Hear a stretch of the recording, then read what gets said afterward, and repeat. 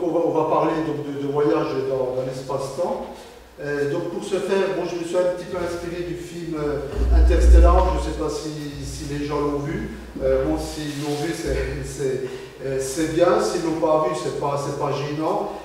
Donc quand je dis on va s'inspirer du film, c'est par rapport au fait, quand on regarde un film de science-fiction, on peut se poser la question, est-ce que ça repose sur des éléments scientifiques ou pas?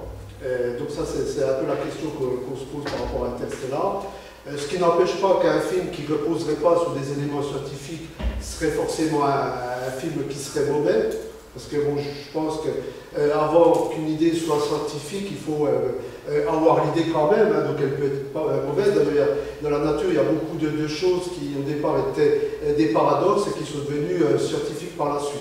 Mais là, pour le coup, Interstellar, on se pose la question comme ça à l'état but, est-ce que c'est scientifique ou est-ce que c'est complètement un peu du n'importe quoi? Et donc c'est par rapport à ça, à ces questions-là qu'on va répondre ce soir. Donc, mais avant de décrypter le film, à vrai dire, je vais revenir sur des petits principes scientifiques, voire physiques, hein, parce que comme on doit décrypter le film, il y a des éléments qu'on peut avoir besoin, enfin qu'on va avoir besoin dans la soirée pour comprendre les films de science-fiction. Et donc on va revenir un petit peu sur ces éléments scientifiques. Hein. Donc la première partie sera un peu lourde quelque part, parce que bon, c'est pas toujours passionnant, hein, mais néanmoins, on va voir des choses qui risquent de bouleverser un peu vos idées, votre manière de penser et de voir les choses. Alors, donc, la physique, hein, elle se partage en trois parties aujourd'hui. Hein, si vous voulez, vous avez la physique classique que tout le monde connaît. Bon, c'est celle qui permet de faire des calculs de mécanique, en chimie, dans tous les domaines. Ça repose essentiellement sur Newton, hein, parce qu'on utilise beaucoup essentiellement mécanique les lois de Newton. Après, on a la physique quantique. Donc la physique quantique, c'est la physique qui s'intéresse à toutes les particules, les atomes, neutrons, photons, etc. Et après, vous avez la relativité générale d'Einstein. Donc c'est essentiellement de ça qu'on va parler ce soir, parce que le film repose essentiellement sur la relativité relative et plus tard générale. Voilà, donc avec ces trois physiques, vous pouvez dire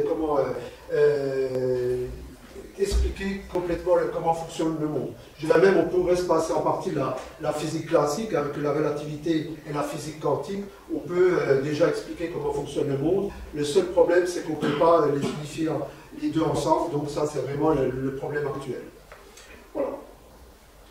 Alors, mais bon, enfin, pour la petite histoire quand même, si par exemple je dois me déplacer dans l'espace, on va utiliser la physique classique parce que c'est beaucoup plus simple, mais la physique classique donc de Newton, vous risquez d'avoir des petites erreurs quand vous faites des calculs sur des grandes distances ou quand c'est des objets célestes qui sont compliqués, par exemple Mercure. Hein.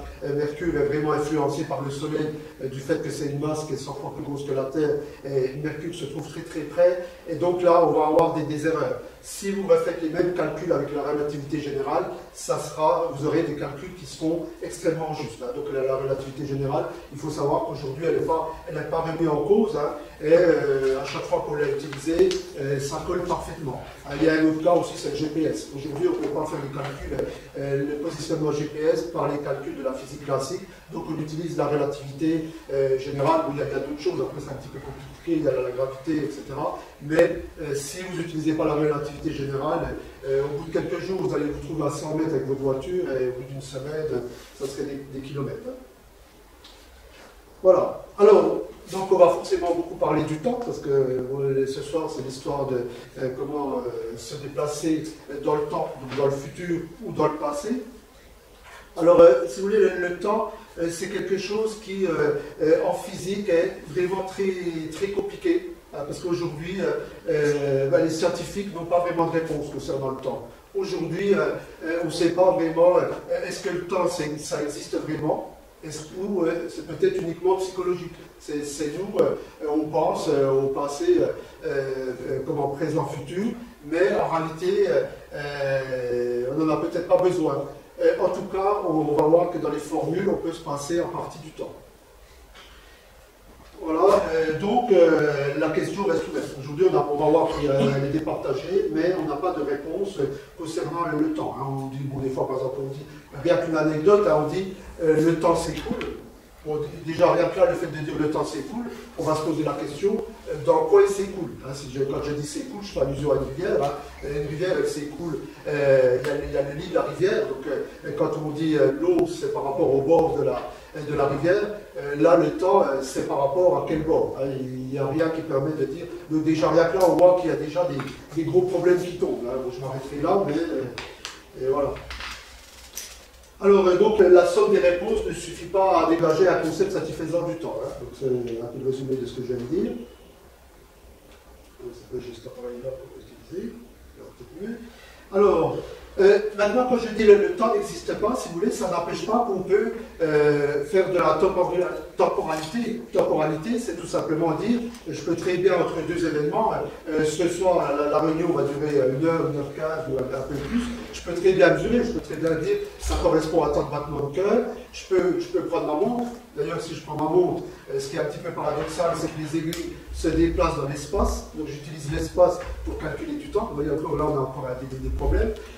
Mais néanmoins, quand on dit le temps n'existe pas, ça ne veut pas dire qu'on ne peut pas avoir de la temporalité entre deux événements. Voilà.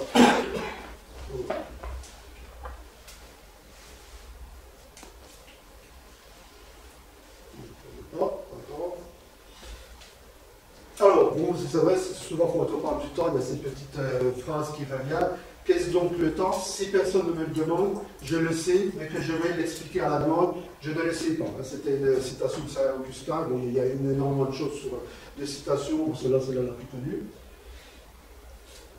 Voilà, alors donc on va essayer de décortiquer un petit peu le temps. Donc le temps en physique, par exemple, en physique quantique, hein, je vous ai dit c'est comment la physique quantique, donc c'est la science qui étudie les atomes, hein, très simplement, les neutrons, électrons, etc.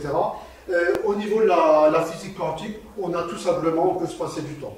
Bon, on peut l'utiliser, mais bon, il ne sert pas spécialement. On peut s'en penser en physique quantique, il n'y a pas vraiment de notion de temps. Bon, nous, on va s'intéresser plus spécialement à la physique classique. Alors, la physique classique, si je prends n'importe quelle formule et que je fais un calcul, où à l'intérieur j'ai le temps, bon, en principe, quand on a le temps, c'est t, hein. Ben, si je mets moins t, ça ne change pas, tout fonctionne pareil. Vous aurez les phénomènes qui vont être dans l'autre sens. Si je suis sur un billard et je tape dans des boules, elles se déplacent. Si je mets moins t, ben vous pourrez refaire les mêmes calculs, vous aurez le phénomène inverse. Mais ça fonctionnera toujours, ce n'est pas gênant. Alors, je vais vous mettre un petit film qui est un peu plus court, qui explique ça mieux. Voilà pourquoi. Nous savons tous ce qui se passera si je laisse tomber ce verre de vin.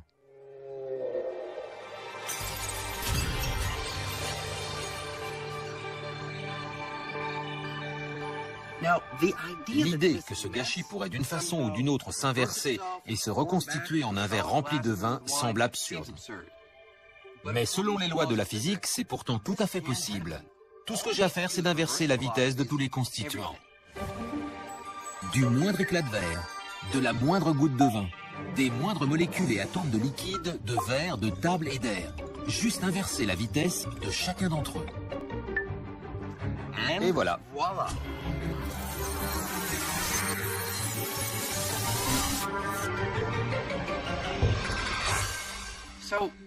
Mais si les lois de la physique se fichent de savoir si le verre est intact ou en morceaux, pourquoi ne le voit-on jamais se reconstituer? Comment peut-on appliquer les lois de la physique à notre expérience quotidienne? Il nous manque forcément quelque chose pour comprendre, mais quoi? Pourquoi y a-t-il la flèche du temps? Donc, effectivement, alors bon, un petit mot quand même sur la flèche du temps. Hein, quand on parle de la flèche du temps, c'est de dire le temps se déroule toujours dans le sens, l'instant présent vers le futur. Donc, la flèche du temps, si vous voulez, ça pose un problème parce qu'on n'a aucun élément physique pour dire est-ce que la flèche du temps existe vraiment. Le seul élément qu'on a, c'est la thermodynamique, la deuxième loi de la thermodynamique. Bon, ça va vous sembler un petit peu barbare, mais en réalité c'est tout simple. Le matin, quand vous prenez votre café, si vous ne faites rien, si vous ne faites pas de la transformation d'énergie pour chauffer le café, etc., votre café va se refroidir. Vous n'avez pas le choix. Donc là, on se dit, ben, il y a quand même une flèche du temps, parce qu'on voit bien que ça se déroule toujours du chaud au froid. Donc, mais encore là, si il y a des scientifiques, si on fouille un petit peu, on se dit, c'est quand même un petit peu gênant, parce que même dans la thermodynamique, les équations acceptent des moments start, des moments où c'est stoppé. Donc ça revient à dire on stoppe le temps, donc on a de nouveau un petit problème. Donc vous voyez, c'est jamais évident.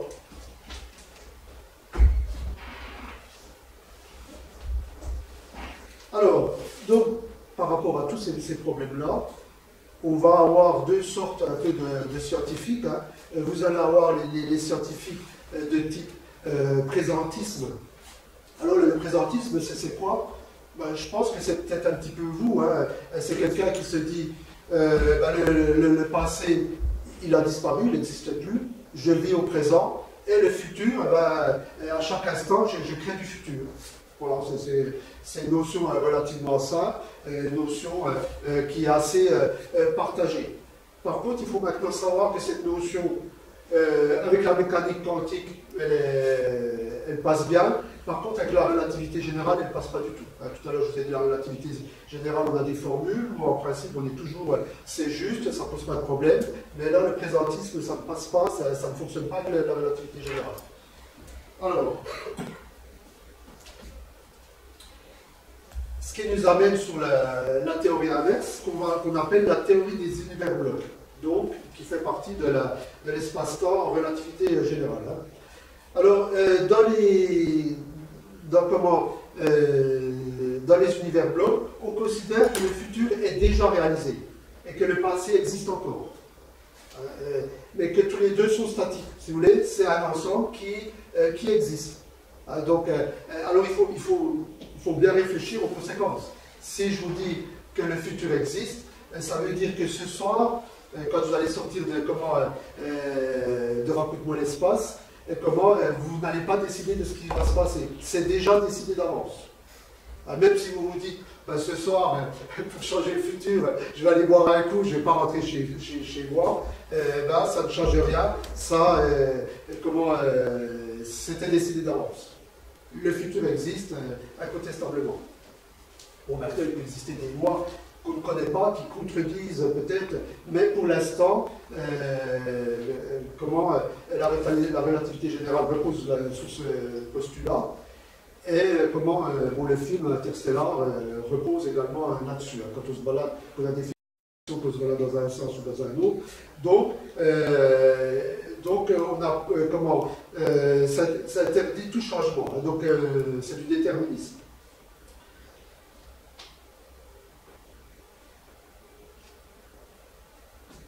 Alors, si vous voulez, j'essaie de glisser quand même des termes qu'on utilise en sciences pour être complet. Et donc, on appelle ça la notion de simultanéité. Si vous voulez, en relativité générale, on va voir que la simultanéité n'existe pas. Donc ça, le fait de prouver par A plus B que la simultanéité n'existe pas, ça prouve en quelque sorte que le présent et le futur existent. On va voir, je vais revenir un petit peu là-dessus plus tard. Souvent on parle de notion de libre arbitre. Libre arbitre, ça veut dire je décide de ce que je vais faire demain, etc. Donc dans ce cas-là, il est clair qu'il n'y a pas de notion de libre arbitre. Vous ne décidez rien. C'est un petit peu une conception. Alors maintenant, pour vous comprendre quand même, il y a un exemple qui marche assez bien. Parce qu'en règle générale, je vais dire, le temps ne passe pas, c'est nous qui passons dans cet univers, dans le cosmos, c'est vous qui passez. Donc ça, vous pouvez le comprendre très simplement. Ici, j'ai mis un train, c'est pas parfait la photo, mais si vous êtes à l'intérieur du train et que le train se déplace, vous regardez le paysage. Supposons que vous êtes parti de Besançon, que vous allez à Mulhouse, et à un instant T, vous êtes à Belfort, bon là ça va être le présent, si vous voulez, au moment où vous êtes à Belfort, Besançon n'a pas disparu. Besançon existe toujours. Vous allez à Mulhouse, vous n'êtes pas encore arrivé à Mulhouse, il va falloir mettre une demi-heure de plus, mais Mulhouse existe bien. Donc ça donne un peu une image de l'univers bloc. Voilà. Donc le temps ne passe pas, c'est nous qui passons. Alors, bon, maintenant on va passer à une autre petite notion qu'on trouve effectivement dans les films, hein, c'est la notion de déterminisme. Donc le déterminisme, c'est la théorie selon laquelle la succession des événements et phénomènes sont dus au principe de causalité. Si vous voulez, le déterminisme, ça a toujours existé en science, hein, donc là-dessus on est parfaitement d'accord en physique sur le déterminisme, hein, ça n'a jamais été remis vraiment en cause. Bon, je ne parle pas de la mécanique quantique parce que c'est toujours un petit peu particulier, mais dans la physique classique ou la physique relativiste, il n'y a aucun souci. Hein, même s'il n'y a pas de temps, je veux dire de passé et futur, si vous voulez, un phénomène ou une conséquence, elle est toujours par rapport à une cause. Hein, vous avez une cause, bon, si je ferme mon écran, je vois plus ce qu'il y a sur l'écran, je ne peux pas inverser les choses. Hein, la conséquence est bien due à ce phénomène-là. Hein, donc, ici, donc, on voit par exemple, bon, ça peut être la cause de plusieurs choses. Hein, par exemple, la cause numéro 1, et avec la conjonction de la cause numéro 2, entraîne une conséquence, conséquence ici, hein, ou effet, comme vous voulez. Donc, ça, c'est vraiment un élément de la physique classique, et on va le retrouver là. Alors, donc j'en parle parce qu'effectivement, dans les films, on va voir dans la deuxième partie, ça peut poser problème si, à un moment donné, vous avez une conséquence qui fabrique la cause. Donc là, on va se dire, on a inversé les choses, et à ce moment-là, c'est pas très scientifique, si on inverse les choses de cette manière. Alors, donc, une autre chose aussi à savoir, c'est quand on parle de loi de non-contradiction, bon, ça c'est tout simple, ça date de 2000 ans d'Aristote, mais c'est toujours d'actualité, c'est le fait de dire tout simplement quelque chose ne peut pas être à la fois A et non A. Vous ne pouvez pas être ici et ne pas exister, par exemple. Donc, on a affaire à une contradiction, donc ça c'est quelque chose d'assez classique qui existe depuis toujours. Hein. Voilà, pour les contradictions performatives, je le mets, mais bon, ça n'a pas trop d'importance dans le cas présent. Hein. Mais, par exemple, je n'ai pas le droit de dire j'étais dans l'avion qui s'est crashé, il n'y a aucun survivant. Hein, donc là, on se rend bien compte qu'il y a une contradiction. Si vous étiez dans l'avion et puis qu'il s'est crashé et puis qu'il n'y a pas de survivant, ça pose quand même un problème. Comment? Voilà, oui, peut-être. Alors, donc ça, c'est une petite contradiction que j'ai eue. Tu marche encore? Oh, tu peux arrêter comme ça, après tu repars pour une demi-heure. Hein, parce que... ça fait bien. Alors, donc là on voit bien qu'il y a contradiction. Si vous rentrez dans une ville, hein, bon, elle est classique, mais on peut la retrouver. Alors, bon, un paradoxe. Alors, logique apparemment solide et des prémices apparemment vraies conduit néanmoins à une contradiction. Alors, il faut savoir quand même que le paradoxe, en science, c'est pas forcément réfuté. On peut. D'ailleurs, il y a beaucoup de choses en sciences, même en mathématiques. Au départ, c'était un paradoxe et c'est devenu par la suite, à force de paradoxe, c'est devenu un fait scientifique. Hein, donc, alors, un paradoxe, j'en avais trouvé un beau. Alors, par exemple, dans ce cas-là, vous avez le petit bonhomme qui se trouve ici, donc il va monter les escaliers, mais à plus il monte les escaliers, à plus il descend. Voilà.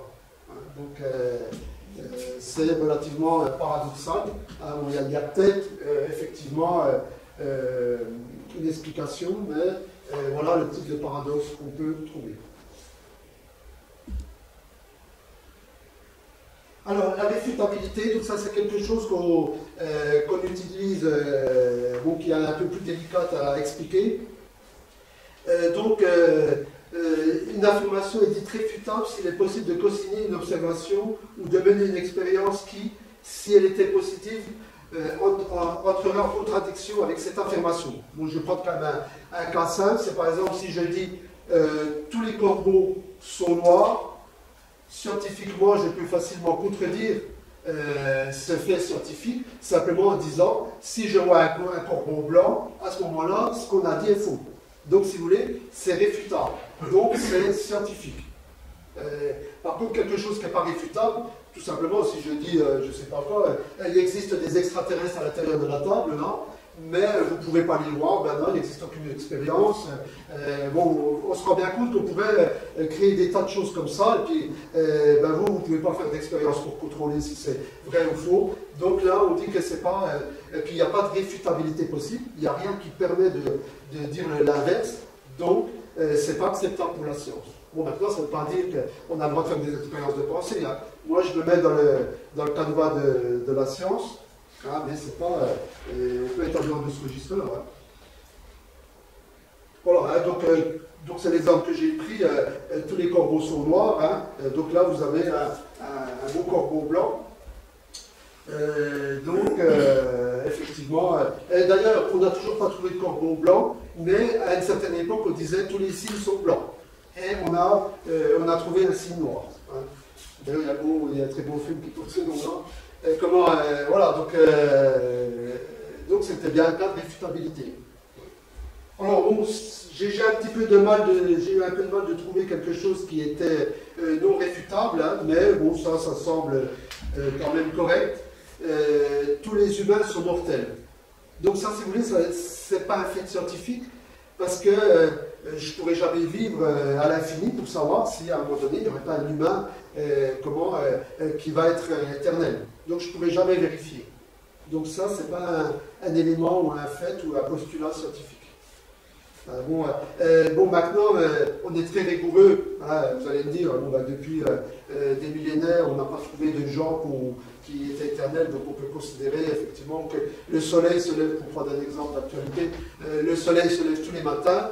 Bon, c'est pareil, je ne pourrais pas pouvoir réfuter, parce que je ne vivrai pas pour 5 milliards d'années pour savoir s'il va encore, mais ce n'est pas un fait scientifique quand même. Alors, donc, bon, on en a fini pour les petites théories. Donc, par rapport à ce que je viens de dire, si vous voulez, ce soir, on ne traitera pas des univers parallèles. Alors, vous avez toujours entendu parler des univers parallèles ou multivers, hein, il y a plusieurs dénominations. Bon, de niveau 2, hein, quand on dit parallèle, ça veut dire qu'ils sont vraiment parallèles, mais qu'ils sont différents du nôtre. Donc ça, ce n'est pas une théorie scientifique. Mais c'est effectivement une expérience de pensée. Souvent, les scientifiques nous vendent ça un petit peu parce que ça les arrange bien, mais ce n'est pas un fait scientifique. Hein. Alors, pourquoi ce n'est pas une théorie scientifique, hein? Une théorie est un ensemble d'explications, hein, d'idées ou de sujets précis, pouvoir inclure des lois, des hypothèses induites par la cumulation de faits trouvés par l'observation ou l'expérience. Aujourd'hui, il n'y a aucune observation des univers parallèles et il n'y a aucune expérience qui permet de dire, si vous voulez, que ça existe. Donc ça, c'est déjà le premier problème. Et le deuxième problème, c'est absolument pas réfutable. Je peux vous dire, il existe un univers parallèle dans l'armoire, mais bon, voilà, on n'en saura pas plus. Donc, j'en parlerai pas ce soir, de ce fait. Et donc, de ce fait-là, c'est pas réfutable, suivant le concept de Karl Popper. Hein. D'ailleurs, il y a même John Wheeler qui disait comment si nous pouvions répondre à ces questions, ces univers, ce serait aussitôt des parallèles, c'est-à-dire inobservables. Ainsi, ce qu'il veut dire par là, ça veut dire que je peux dire qu'ils existent, ça veut dire que je les ai observés. Si je les observe, ça veut dire qu'ils ont des électrons qui fonctionnent comme nous, la même physique, etc. Donc à ce moment-là, c'est plus des multivers de niveau 2. Voilà, ils sont peut-être parallèles pour une autre raison, mais on n'est plus dans la même idée. Hein. Voilà, alors, donc maintenant on va reprendre des petits rappels élémentaires en physique qui vont nous aider à nous emmener sur les voyages dans le futur en premier, parce que ça on va pouvoir le traiter complètement. Alors, bon, je vous rappelle simplement ce que c'est un référentiel galiléen, hein, donc ça date de Galilée, enfin, mais enfin c'est surtout un hommage à Galilée qu'on parle de référentiel galiléen. Si vous voulez, ça pourrait être vous actuellement, vous êtes assis sur une chaise, vous êtes sur la planète Terre et la planète tourne à 30 km/s. Mais vous n'avez aucun moyen de le savoir, vous ne le savez pas. Donc vous êtes sur ce qu'on appelle un référentiel galiléen, parce qu'il est uniforme. C'est ça qui vous... C'est à cause de ce phénomène-là que vous n'avez pas la possibilité de savoir. Si la Terre freinerait d'un seul coup, à 30 km/s, ben, tout le monde se trouverait à Belfort à moins de 2 secondes. Donc ça ferait quand même pas mal de dégâts. Donc là, on s'en rendrait compte, pour un peu qu'on puisse s'en rendre compte. Voilà. Donc on va terminer à parler de repères galiléens, parce que quelqu'un qui est à bord de sa fusée et qui se déplace à une vitesse constante, et ben à la limite, il est dans son référentiel à lui, qui n'est pas le même que vous, mais il ne sait pas forcément que ça bouge. Hein. Mais ça sous-entend, il n'y a pas d'accélération et il n'y a pas de virage, hein, parce qu'un virage est, on va dire, une exception de l'accélération. Voilà. Oui, donc c'est un exemple du... Voilà. Donc là, on arrive sur un petit mot sur Isaac Newton. Alors, Isaac Newton, dans les rappels élémentaires en physique, hein, si vous voulez, c'est une personne qui a dit, à un moment donné, le temps est absolu. Donc, Newton croyait absolument à un temps, une horloge comme une horloge cosmique, hein, et ça se déroule seconde par seconde, minute par minute, et tout repose là-dessus. D'ailleurs, si on fait une expérience en physique, je veux dire, c'est par rapport à cette horloge. Hein. D'ailleurs, lui pensait que tout le monde dans l'univers était indexé sous cette fameuse horloge. Hein. Bon, il peut y avoir des décalages d'horaire, hein, mais tout le monde, je veux dire, si vous êtes à Belfort et quelqu'un se trouve à Hong Kong, si les deux mettent leur montre à 0, ben ça va se dérouler, le temps va se dérouler pareil pour eux. Hein. Donc c'est ce qu'a pensé Newton. Donc, ben ça, si vous voulez, c'est faux. Ça ne se passe pas du tout comme ça. Il n'y a pas d'horloge cosmique qui se déroule pareil tout le monde. On va voir comme le temps, on ne peut pas traiter le phénomène de simultanéité, donc le temps n'est pas absolu.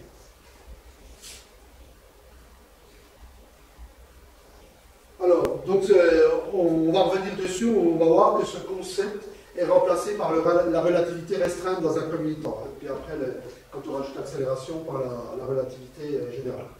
Au principe d'équivalence, je l'ai mis parce que c'est Newton également, mais on n'en a pas besoin pour la suite. Hein. C'est simplement, si vous voulez, comment j'ai mon portable, si je vais le pousser, il va falloir exercer une force qui est égale au poids du portable par rapport à la gravité. Hein. Donc c'est équivalent. Hein. C'est pour ça que les objets sont immobiles. Si je mets quelque chose de beaucoup plus lourd, il va falloir que je mette une force beaucoup plus lourde, qui sera toujours l'équivalent de la force exercée par la gravité.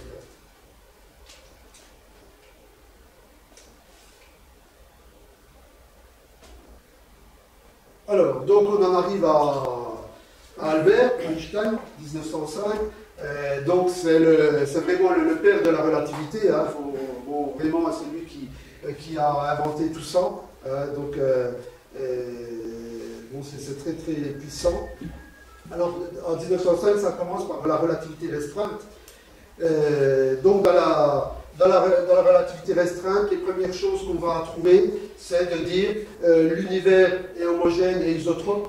Donc ça veut tout simplement dire, si je prends quelqu'un qui est à l'autre bout de l'univers, sur une planète, en supposant qu'il existe une planète et puis il y a des extraterrestres, bon, ils n'auront peut-être pas ils ne seront pas attirés par ils n'auront pas la même gravité parce que la planète sera plus grosse ou plus petite. Par contre, s'ils fabriquent une voiture, ils seront soumis aux mêmes lois que nous. Bon, ils n'utiliseront pas les mêmes formules. Hein.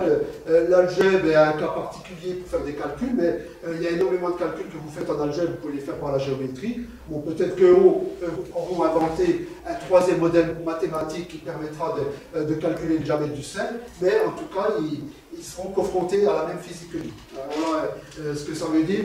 Isotrope, ça veut dire si vous regardez n'importe où, vous ne voyez jamais de bord.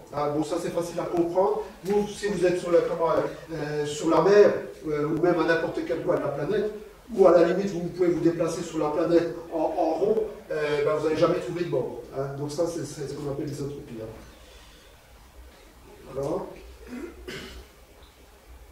Alors, ensuite ce qu'il va nous dire, Bon, ça, c'est quelque chose qui va être révolutionnaire et qui va vraiment bouleverser les idées à l'époque. Lui, il nous dit que la vitesse de la lumière dans le vide a la même valeur dans tous les référentiels inertiels.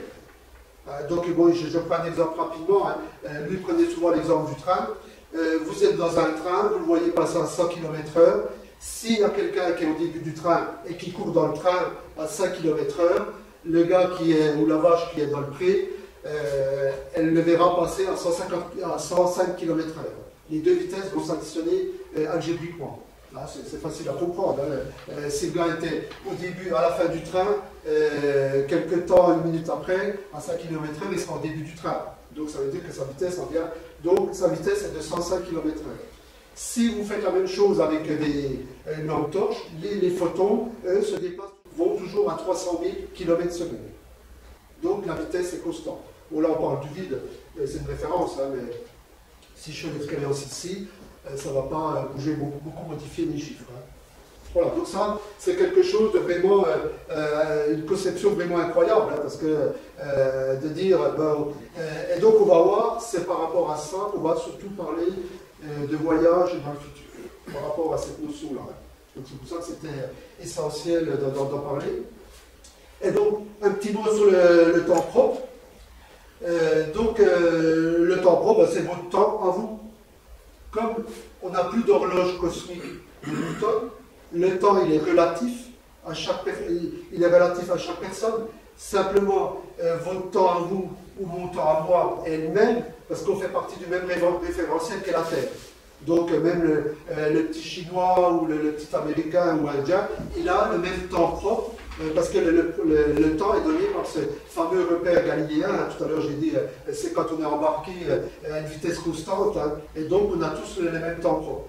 Maintenant le GPS qui tourne autour de votre tête, lui il a un temps propre qui est différent. Donc ce n'est pas le vôtre. On ne peut pas le comparer, on viendra un petit peu là-dessus, mais il a son temps propre à lui. Donc quand je parle de temps propre, il faut bien penser au type de référentiel. Hein. Oui, donc bon, maintenant si on veut être touriste, hein, je l'ai mis, mais bon, c'est pas très important. Relativité, on verra qu'il est faux de dire temps. Hein, maintenant, normalement, vous devez dire à chaque fois espace-temps, parce qu'on verra que le temps est tout seul, ça veut rien dire. Il est lié à l'espace. Ça, on ne peut pas faire autrement, donc il est plus juste de dire espace-temps. On voit souvent dans les livres dilatation du temps ou contraction de l'espace. Bon, c'est des entités différentes, donc c'est des termes qui normalement on ne doit pas utiliser. Mais bon, je n'ai pas réussi à faire autrement que les utiliser. Donc je préviens, s'il y a des puristes, je m'excuse. Donc la règle n'est pas toujours respectée. Voilà, alors, donc quand on parle d'espace-temps, hein, bon, si on repart un petit peu en arrière, l'espace-temps, en fin de compte, au départ on a le point. Bon, le point, ce n'est pas une dimension, hein, on ne peut pas faire grand-chose avec.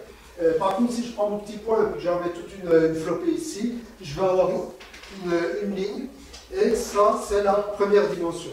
Si vous voulez, un train ne sait pas se déplacer autrement que sur les rails. Il passe dans le paysage, mais s'il veut aller faire un tour autour de la vache, il ne peut pas le faire. Lui, il est obligé de suivre les rails, donc il est bloqué dans la première dimension.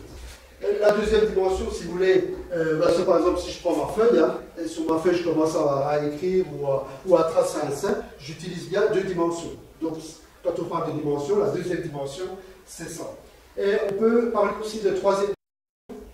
La troisième dimension, on s'est donné rendez-vous ici. Donc si je vous donne les coordonnées GPS du bâtiment, comment vous avez utilisé les deux dimensions, hein, même si bon, on n'utilise pas forcément XY, hein, mais peu importe, vous avez utilisé deux dimensions. Par contre, vous êtes bien obligé de monter au deuxième étage pour qu'on puisse se rencontrer. Donc à ce moment-là, c'est Z, hein, vous avez tous appris à l'école, je pense, XY, hein, qui sont les deux dimensions, et Z a la possibilité de monter, donc c'est ce qu'on appelle la troisième dimension. Donc à partir de là, on peut aller n'importe où dans l'espace. Alors, on n'utilise pas XYZ, on utilise RP, mais bon, c'est pas gênant. Et la quatrième dimension, c'est le temps. Hein, si vous voulez, on s'est donné rendez-vous ce soir. Si on ne fixe pas d'heure, on ne risque pas de se croiser. Donc on est bien obligé de donner cette quatrième dimension.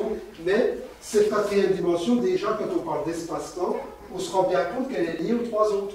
Parce que si je vous dis, on a 17 heures, mais vous la séparez à quel endroit, il faut bien dire, on a un rendez-vous à tel endroit, à tel point de l'espace. Donc c'est 4 dimensions, et dans l'univers, tout se passe avec ces 4 dimensions qui sont toujours libres. Bon, là, ça c'est plus mathématique, hein, on appelle, en mathématiques, on appelle comment, la métrique du temps, donc le signe plus, ça veut dire la première, la deuxième, plus, ça veut dire qu'on est dans un système en 3 dimensions, et moins, ça veut dire que le temps est réel. Bon, on avait vu dans une conférence qui pouvait devenir imaginaire, voilà, c'était un petit peu complexe, j'avoue, et dans ce cas-là, on met plus le signe moins, mais on met le signe plus. Mais bon, ça c'est comment, on ne va pas perdre de temps là-dessus, c'est quand les mathématiciens commencent à se prendre un petit peu la tête. Alors, donc, en résumé, donc, on parle plus de temps, mais d'espace-temps, donc là, je pense que vous avez compris, mais si vous voulez, ça va nous amener sur la ligne d'univers. Donc la ligne d'univers, c'est quoi? Tout à l'heure, je vous ai dit, le passé, le présent, le futur existent en relativité générale. Du fait qu'on n'a pas de simultanéité, et il n'y a aucun élément qui permet d'enlever cette notion-là.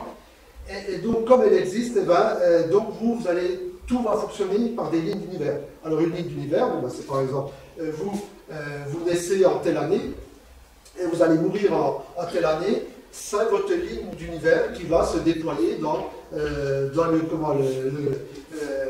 l'univers, dans l'espace-temps, de votre naissance à votre mort.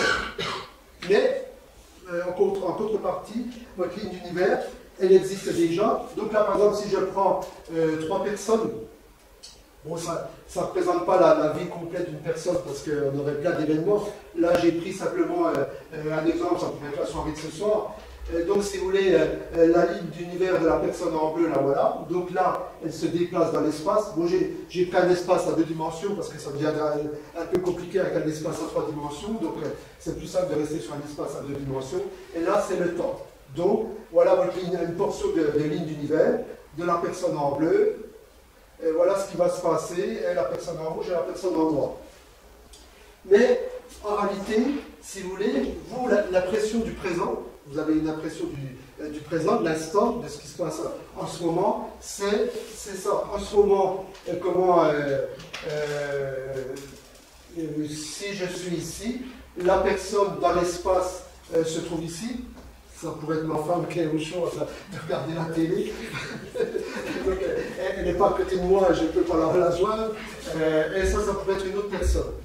Par contre, si je continue, je me balade sur ma ligne d'univers, et à un moment donné, ici, j'ai un événement de la rencontre entre la ligne rouge et la ligne bleue. Là.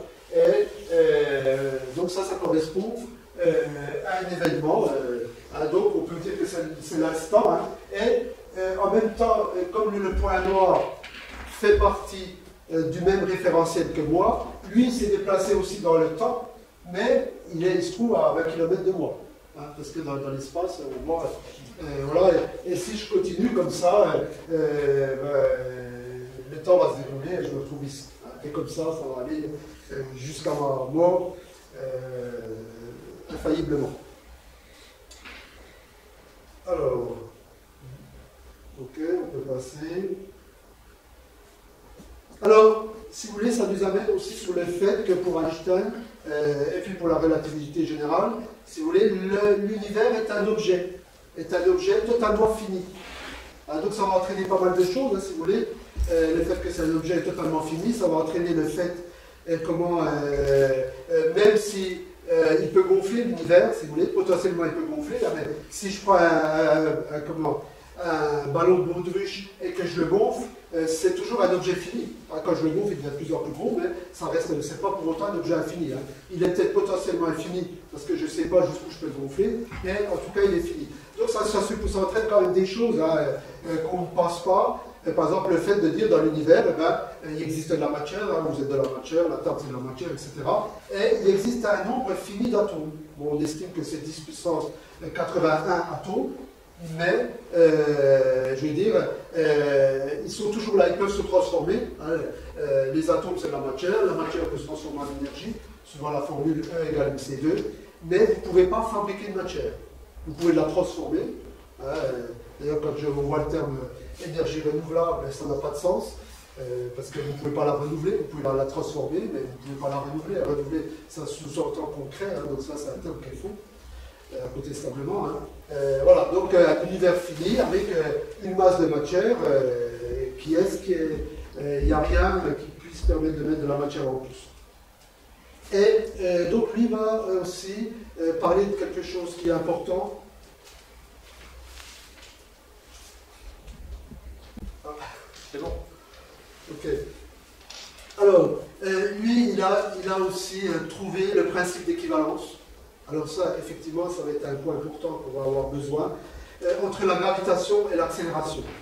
Si vous voulez, lui, il est parti du principe que gravitation ou accélération, c'est exactement la même chose. Il n'y a pas de différence physique en relativité générale. Alors, oui, donc là, ça nous amène sur un petit exemple. Si je prends mon petit bonhomme qui est ici, mon petit bonhomme, il est dans une cabine où il n'y a pas de fenêtre, il n'y a rien. Il est posé sur la terre, ici. Il a, donc lui, il n'a aucun moyen de savoir s'il est dans l'espace ou sur la terre. Ou par exemple, il va prendre une pomme, je dis une pomme, de moi j'habite, il va lâcher sa pomme, elle va tomber verticale. Donc pour lui, il va se dire, bon, le phénomène est normal. Hein. Donc là, on le voit qu'il a tombé sa pomme. Après, je prends ma petite cabine et je l'accélère.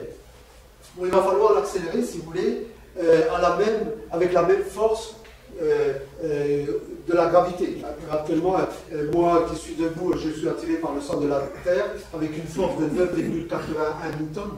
Ah, bon, ça c'est peut-être un peu barbare, mais bon, c'est une force, hein, je fais 9,81, je suis désolé. Donc si je mets un petit moteur et que je l'accélère de 9,81, à ce moment-là, lui, il ne peut pas savoir s'il est dans la cabine ou s'il est. Bon, à moins, bon, il y aura peut-être des vibrations, hein, je fais abstraction, je me mets dans un cas idéal, mais il n'a aucun moyen de le savoir.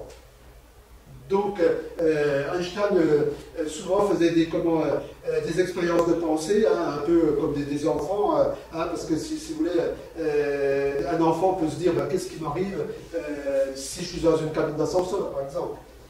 C'est quelque chose d'un peu qui va sembler de naïf, qui va sembler bête pour la plupart des physiciens ou des scientifiques, mais en contrepartie, il y en a beaucoup qui auront vraiment du mal de répondre. À cette question-là, en tout cas, personne n'était capable de répondre, et Einstein a beaucoup bossé là-dessus, et ben, lui, il en a sorti les équations d'équivalence entre les deux phénomènes. Voilà. Alors, donc, ça, on en aura besoin également. Alors, oui, donc, bon, là, on vient un petit peu, je répète, si vous voulez, bon, là, ça va être un petit peu plus compliqué pour expliquer, donc je ne vais pas passer beaucoup de temps, mais si vous voulez, le fait que la lumière est constante dans un phénomène, pour quelqu'un qui est extérieur au train, si je reprends l'exemple de ma vache, de tout à l'heure, avec mes photos qui se baladent dans le train, pour l'exemple de ma vache, si la vitesse est constante pour un même temps qui devrait normalement être différent, donc ça veut dire que si la lumière est toujours pareille, c'est le temps qui se dilate. Bon là, je l'avais traité dans la relativité restreinte il y a très longtemps. Bon ça c'est un petit peu compliqué, c'est simple à expliquer, hein, mais il faut faire des petits dessins. Mais en tout cas, si vous voulez, le temps se dilate. Ça amène une preuve de la dilatation du temps. Alors, bon, je vous ai dit beaucoup de choses, hein, mais vous allez me dire, bon, ben, c'est bien beau, tous ces bobards, hein, mais quand est-ce qu'on fait une expérience? Parce que tout à l'heure, je dit, s'il n'y a pas d'expérience, c'est pas de la science, alors quand est-ce qu'on fait l'expérience? Alors, ben, on s'est dit, pour faire l'expérience, c'est tout simple, hein. On va prendre une horloge, on va la mettre sous la terre, on va prendre une horloge qui sont indexées, on a vérifié qu'elles fonctionnaient exactement de la même manière, on va mettre l'autre horloge dans un avion, on va faire circuler l'avion, on va prendre un avion le plus rapide possible. Bon, aujourd'hui, on a des avions qui vont à Mach 2, à 2000 km/h. Cette expérience a peut-être été faite 100 ou 1000 fois. La NASA l'a fait, je crois, 1 ou 2 fois avec, je ne sais plus si c'est colombien, enfin, peu importe, mais elle l'a refait également. Et on devrait voir ce fameux décalage, parce que l'horloge qui est sous la Terre a le temps propre de la Terre, l'horloge qui est embarquée a le temps propre de l'avion. Donc, on devrait voir le décalage. Seulement, si on prend les formules d'Einstein et qu'on fait le calcul, bon, c'est pas une formule qui est très très compliquée, hein, mais si on fait le calcul, on va trouver effectivement que la relativité générale va nous dire, enfin la relativité restreinte, excusez-moi, va nous dire, il y a un décalage de 0,0010 puissance moins 6. Hein, on va trouver des chiffres très très faibles. Donc, même si vous avez une bonne montre, c'est pas possible de faire l'expérience. Donc la seule manière de faire l'expérience, c'est ce qu'on appelle une horloge atomique. Hein.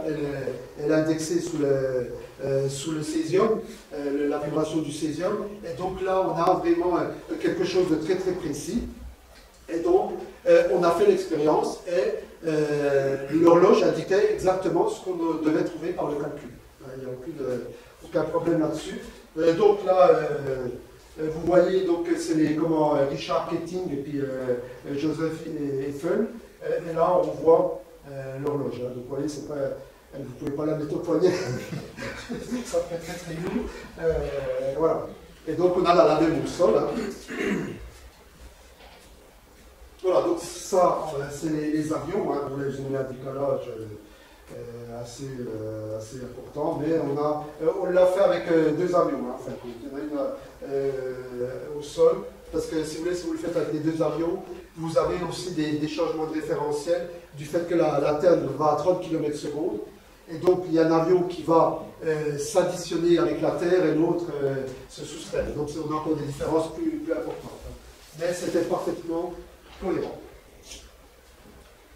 Alors, donc, si vous avez compris l'histoire des horloges, maintenant on peut se poser la question du gars qui est à côté de l'horloge, qu'est-ce qui s'est passé pour lui? Hein, bon, s'il a vieilli de moins 0,006 secondes, je ne sais pas combien, bon, ça ne va pas l'arranger beaucoup pour sa retraite, mais bon, quelque part, mais je veux dire, voilà, hein, je veux dire, mais il y a un décalage pour lui. Alors, si on veut plus de décalage, eh bien, il va falloir que l'avion se déplace beaucoup plus vite. Donc là, on va avoir un petit problème, parce qu'on est quand même limité à ce niveau-là. Mais néanmoins, on peut faire le calcul. Comme on a fait le calcul, on a vu qu'il était conforme avec des différences de vitesse, bon, de 2000 km/h, c'était pas beaucoup. Mais on s'est dit, si on fait le calcul avec quelqu'un qui, s'il avait la possibilité de se déplacer à la moitié de la vitesse de la lumière, qu'est-ce que ça donnerait? Alors voilà un petit peu le calcul. Donc ici on voit, si vous voulez, donc là il faut aller à 50% de la vitesse de la lumière. Donc je rappelle aujourd'hui que l'objet qui va le plus vite au monde, hein, ça serait un voyageur. Hein. Un voyageur c'est 60 km/s. Hein, donc ça fait 1/10 millième plus lent que la vitesse de la lumière. Hein, donc c'est même pas 1000 fois, c'est 1/10 millième de fois. Hein, donc aujourd'hui, si vous voulez, on va, par rapport à la vitesse de la lumière, c'est très très lent. Hein, donc si je dis que je vais à 50% de la vitesse de la lumière, il est clair que ça dépote quand même. Hein. Mais à ce moment-là, vous aurez un effet relativiste de 1,66 secondes. Ça veut dire que celui qui est resté, pour les calculs, on va prendre 50%. Ça veut dire si vous êtes resté sur Terre et que vous aviez vieilli de 2 ans, celui qui était de la fusée, lui, aura vieilli que d'1 an. Donc vous voyez, on a un effet qui est quand même assez important. Et si on monte à 99,9%, à ce moment-là, celui qui sera dans la fusée va vieillir d'1 an quand la personne qui est restée sur Terre va vieillir de 22 ans. Donc si vous partez à peu près 1 minute, vous allez revenir sur Terre, il n'y aura peut-être même plus il y aura même peut-être plus aucune construction. Par contre, tu ne peux pas rajeunir. En tout cas, non. C'est dommage. Pas vieillir, c'est déjà pas mal. C'est vrai. C'est déjà pas mal.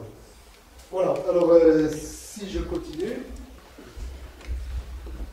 Alors, donc on va prendre un exemple concret. Hein.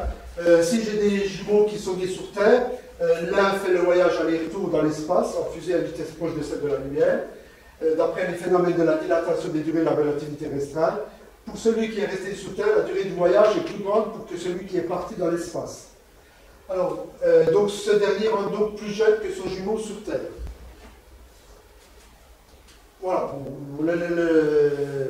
La planche, je reconnais qu'elle n'est pas très bonne, mais bon, il y en a un qui part de la fusée. Là, on le voit qui revient. Et donc, il y a ce fameux décalage. Donc, ce fameux décalage, on doit l'avoir sur la diapo suivant. Non. Donc, 6 ans, 22 ans. Maintenant, ce qu'il faut savoir quand même dans cette théorie, c'est que le gars qui est dans la fusée, lui, son cœur va battre normalement. Pour lui, il ne subit aucun phénomène. Il va vivre 6 ans. Tous les jours, il va se lever, il va déjeuner, il va faire la vaisselle. Il va faire la vaisselle, enfin tout ce qu'il va faire va se passer normalement. Si je regarde les battements de son cœur en une journée, je vais par des heures, par 24 heures, je vais trouver la même chose que celui qui est resté sur Terre. Donc il n'y a aucun, pour lui, il n'y a aucun phénomène qui se passe, c'est le temps qui demande, la contraction de la dilatation du temps. Voilà, donc ça c'était. Alors un observateur immobile verrait la montre d'une personne animée d'une vitesse proche de la vitesse de la lumière, ses aiguilles ralentir. Donc si par exemple j'ai la possibilité, je suis sur Terre, j'ai la possibilité avec une caméra qui m'enverrait des informations très rapidement, et avec la caméra j'ai la possibilité de regarder la montre de la personne qui est dans la fusée, à ce moment-là je vois sa montre qui ralentit. Et à plus il va vite, à plus ça ralentit. À tel point que si il avait la possibilité d'atteindre la vitesse de la lumière, je verrais tout simplement sa montre s'arrêter. Le temps s'arrêterait pour lui. Mais ça, c'est pas permis dans la relativité restreinte. Vous ne pouvez pas aller à la vitesse de la lumière. Parce qu'on verra plus tard, vous avez une masse. Un photon peut, mais même pas une particule qui a une masse. Mais on verrait, en théorie, sauf une expérience de pensée, on verrait le temps s'arrêter, il verrait le temps s'arrêter pour le gars qui est dans la fusée.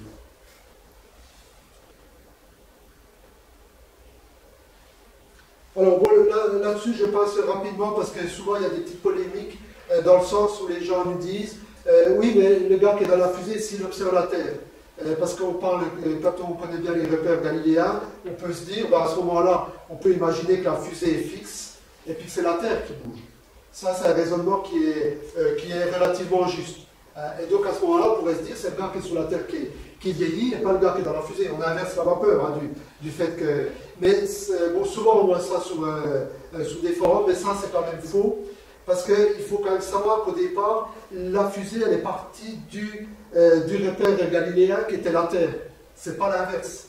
Donc, le calcul est fait à partir de ça, et ça a été vérifié, c'est juste. Donc, même si lui, il voit la Terre qui bouge et que lui a l'impression d'être à l'arrêt, ça ne change pas le phénomène pour autant, le calcul reste juste. Bon, ça, ça fait un petit peu, si vous êtes à la gare, par exemple à Paris, quand on a deux trains, comme ils sont les deux bout à bout, mais qui démarrent les deux pareils, des fois on peut avoir l'impression que c'est c'est notre train qui démarre et c'est celui d'à côté. Donc on se rend bien compte du phénomène, mais ça ne change pas le calcul. Mais bon, c'était pour être complet, mais voilà. Donc bon, là on inverse le slide, mais comme il était mauvais, inversé, il est toujours mauvais. C'est pas meilleur. Alors si je prends un exemple numérique, oui, parce qu'on ne l'a pas traité numériquement, donc si je considère deux frères jumeaux âgés de 20 ans, l'un d'eux part explorer le cosmos à bord d'une fusée, il effectue un aller-retour à la vitesse constante de 297 1000 km/s. Là, on a 99% de la vitesse lunaire, donc on a pris quelque chose qui tape pas mal, vers une planète située à 20 années-lumière. À son retour, le jumeau voyageur lit sur sa propre montre qu'il est parti 6 ans, alors que son frère demeure sur Terre, a vieilli 40 ans. Alors voilà un petit peu ce que ça donne.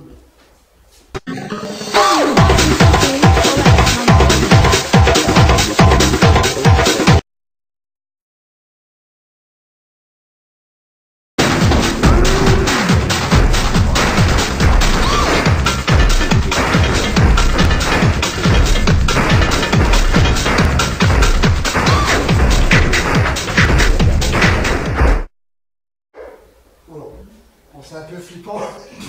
Je vais prendre la fusée. Mais bon, on n'a pas le choix. C'est ça l'expression, les voyages forment la jeunesse. Oui, là c'est bien. Là, c'est la conserve. Oui. Au moins, il est méritant. Voilà. Alors, bon, ça c'est pareil, bon, je passe, parce que des fois il y a une polémique également, où on dit que ça peut se faire, ça devrait plutôt, le calcul, ça devrait se faire plutôt au niveau de la relativité générale du fait qu'il y a l'accélération, mais en réalité, c'est un peu une fausse idée, parce que dans ce cas-là, dans le calcul-là, l'accélération est négligeable, donc ça ne changerait pas beaucoup les choses. Hein. Alors, tout à l'heure, je vous ai parlé, je vous ai dit, il y a équivalence entre la gravitation et l'accélération. Je vous ai dit, c'est la même chose. Donc finalement, je vais prendre un corps, un objet céleste qui comporte une gravitation énorme. Hein. Bon, la Terre, elle est 9,81. Sur Jupiter, qui est 11 fois, à peu près 11 fois plus grosse que nous, je crois qu'un petit bonhomme comme moi devrait faire 600 kg avec la force, hein, pour faire le calcul. Peser 600 kg à cause de la gravitation. Donc ça veut dire que je vais vieillir moins vite, du fait qu'il y a équivalence entre gravitation et accélération. Donc je peux faire le même phénomène. Je vais prendre un objet où il y a encore beaucoup plus de gravitation, c'est le trou noir. Donc si je vais avec ma fusée à côté d'un trou noir, je me mets à côté du trou noir et je reste un certain temps, à ce moment-là, je vais ralentir mon vieillissement. Au même titre que si j'étais embarqué accéléré dans un véhicule spatial. Donc ça, on le retrouve parfaitement dans le film Interstellar, hein, où à un moment donné, ils vont atterrir sur une planète qui est très près d'un trou noir, et il lui dit attention, vous avez tant de temps pour récupérer tel objet. D'ailleurs, c'est un peu la panique parce qu'il n'y arrive pas, et ça traîne un peu en longueur, et on voit un petit peu les années qui défilent. Donc là, le film colle parfaitement à la réalité, d'autant plus que le passage là, Nolan qui a fait le film avait contacté un scientifique spécialiste des trous noirs qui a fait toute la modélisation, hein, parce que quand vous êtes dans le film, vous avez la chance de vous balader dans un trou noir, ce qui est assez rare. Et donc lui a fait tous les calculs. Hein. Et donc les calculs, celui qui est balèze en relativité générale peut les faire, mais ils sont justes. Voilà, donc ça colle bien à la théorie. Donc 6 ans et 40 ans, on peut toujours envoyer votre femme dans un véhicule. Oui, donc là, on voit donc un vaisseau spatial là, qui est garé à proximité du trou noir, là, ici. Et donc, on est bien sur le principe d'équivalence hein, entre gravitation et accélération. Bon, c'est vraiment un élément clé, effectivement, la construction de la relativité générale, hein, parce qu'on voit que ça bouleverse vraiment les choses. Hein. Alors, donc, maintenant c'est pareil, là, on peut toujours me poser la question, est-ce qu'on a expérimenté, bon, on l'a vu qu'on l'a expérimenté au niveau des horloges, mais est-ce qu'on est capable de faire d'autres expérimentations? Est-ce qu'on est capable d'aller plus loin? Donc aujourd'hui, effectivement, hein, on va le faire avec le muon. Donc le muon, c'est tout simplement une particule. Si vous prenez un atome, vous savez qu'un atome, le centre est fait de protons et de neutrons. Hein. Si je prends un atome qui aurait le diamètre d'un petit point et que je le mets sur un terrain de foot, approximativement, j'aurais l'électron qui serait dans les gradins. Hein. Donc, on voit vraiment que un atome, c'est beaucoup de vide. Et éventuellement, si je prends ces éléments qui composent le noyau, et en l'occurrence, c'est le proton, oui, c'est le proton, et que je le mets dans un accélérateur de particules. Donc un accélérateur de particules, ça ressemble à ça. Voilà, c'est un anneau qui est enterré. D'ailleurs, c'est intéressant d'en parler parce que ça, c'est très près de chez nous, hein, c'est à Genève, au CERN. Hein. Donc en dessous dans un canton, on a creusé très très profond, je crois que c'est 100 mètres, et on a fabriqué cet anneau qui fait 27 km de diamètre. Donc c'est quand même quelque chose d'énorme. Et dedans, on va accélérer un proton. On va l'accélérer pendant longtemps, jusqu'au moment où on atteint quasiment la vitesse de la lumière. Et quand on a atteint la vitesse de la lumière, on met en face un autre proton. Bon, vous imaginez ce qui peut se passer. Hein. Donc le proton explose en morceaux. Et donc là, vous allez récupérer de nouvelles particules qui s'appellent en l'occurrence le muon. Et donc on va s'intéresser à ce muon. Voilà, la seule particularité, c'est qu'il a une charge négative. Alors, donc voilà, là c'est si vous voulez, c'est une photo à l'intérieur du tunnel, hein, donc c'est ce fameux tunnel qu'on voit ici, donc là c'est une portion, et donc on voit le tube, hein, donc dans ce tube, hein, c'est le passage du faisceau de protons, qui circule donc à la vitesse de la lumière. Alors ça peut mettre un temps qui est relativement long avant d'atteindre la vitesse de la lumière. Hein. Voilà, et donc vous avez des aimants hein, autour qui vont nous permettre, hein, d'ailleurs c'est la supraconduction, hein, qui vont pouvoir atteindre des champs électromagnétiques relativement puissants. Alors quand même un petit mot, parce que c'est à côté de chez nous, hein, la structure de l'anneau, hein, là, consomme l'énergie annuelle, c'est égal au canton de Genève. Hein, donc vous imaginez Genève, hein, qui est une ville industrielle, hein, quand même, qui est relativement énorme. Elle a une consommation électrique. Il nous faut exactement la même consommation pour faire tourner le petit gadget que les scientifiques ont créé. Voilà. C'est également, on pense, l'endroit le plus froid de l'univers. Hein, on est à moins 271. On a créé un froid artificiel. Là, donc, dans l'univers, on doit être. C'est des Celsius, ça doit être un petit peu au-dessus, hein, l'univers, mais là, on est encore quelques degrés en dessous.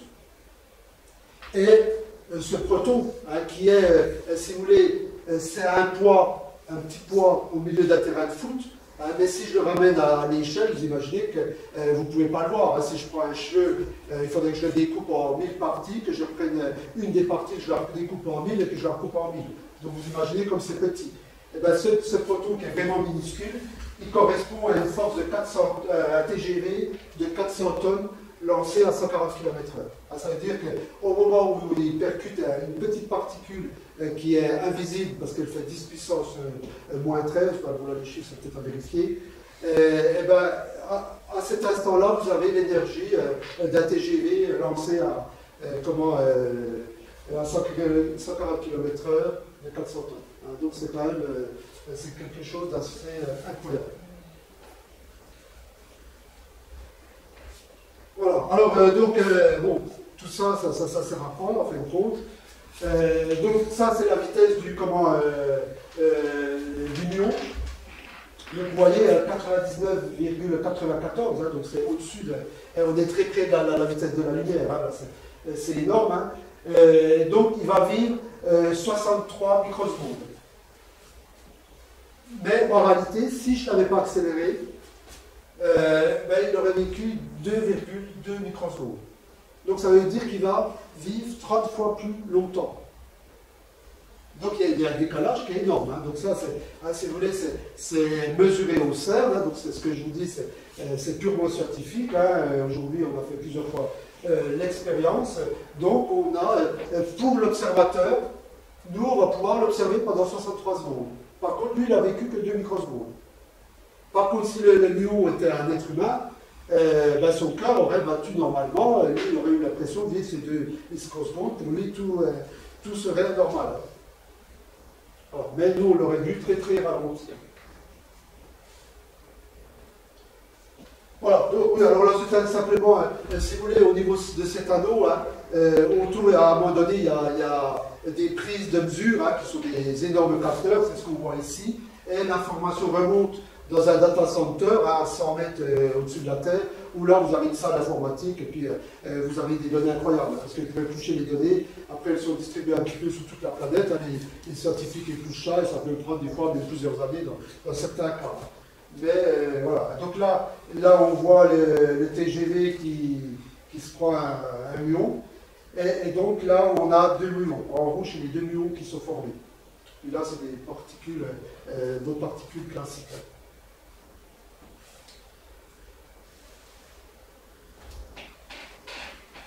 Alors, maintenant, là on est dans un cas un petit peu spécial parce qu'on a parlé essentiellement de particules, mais si on ramène ça à un être humain, qu'est-ce qui va se passer?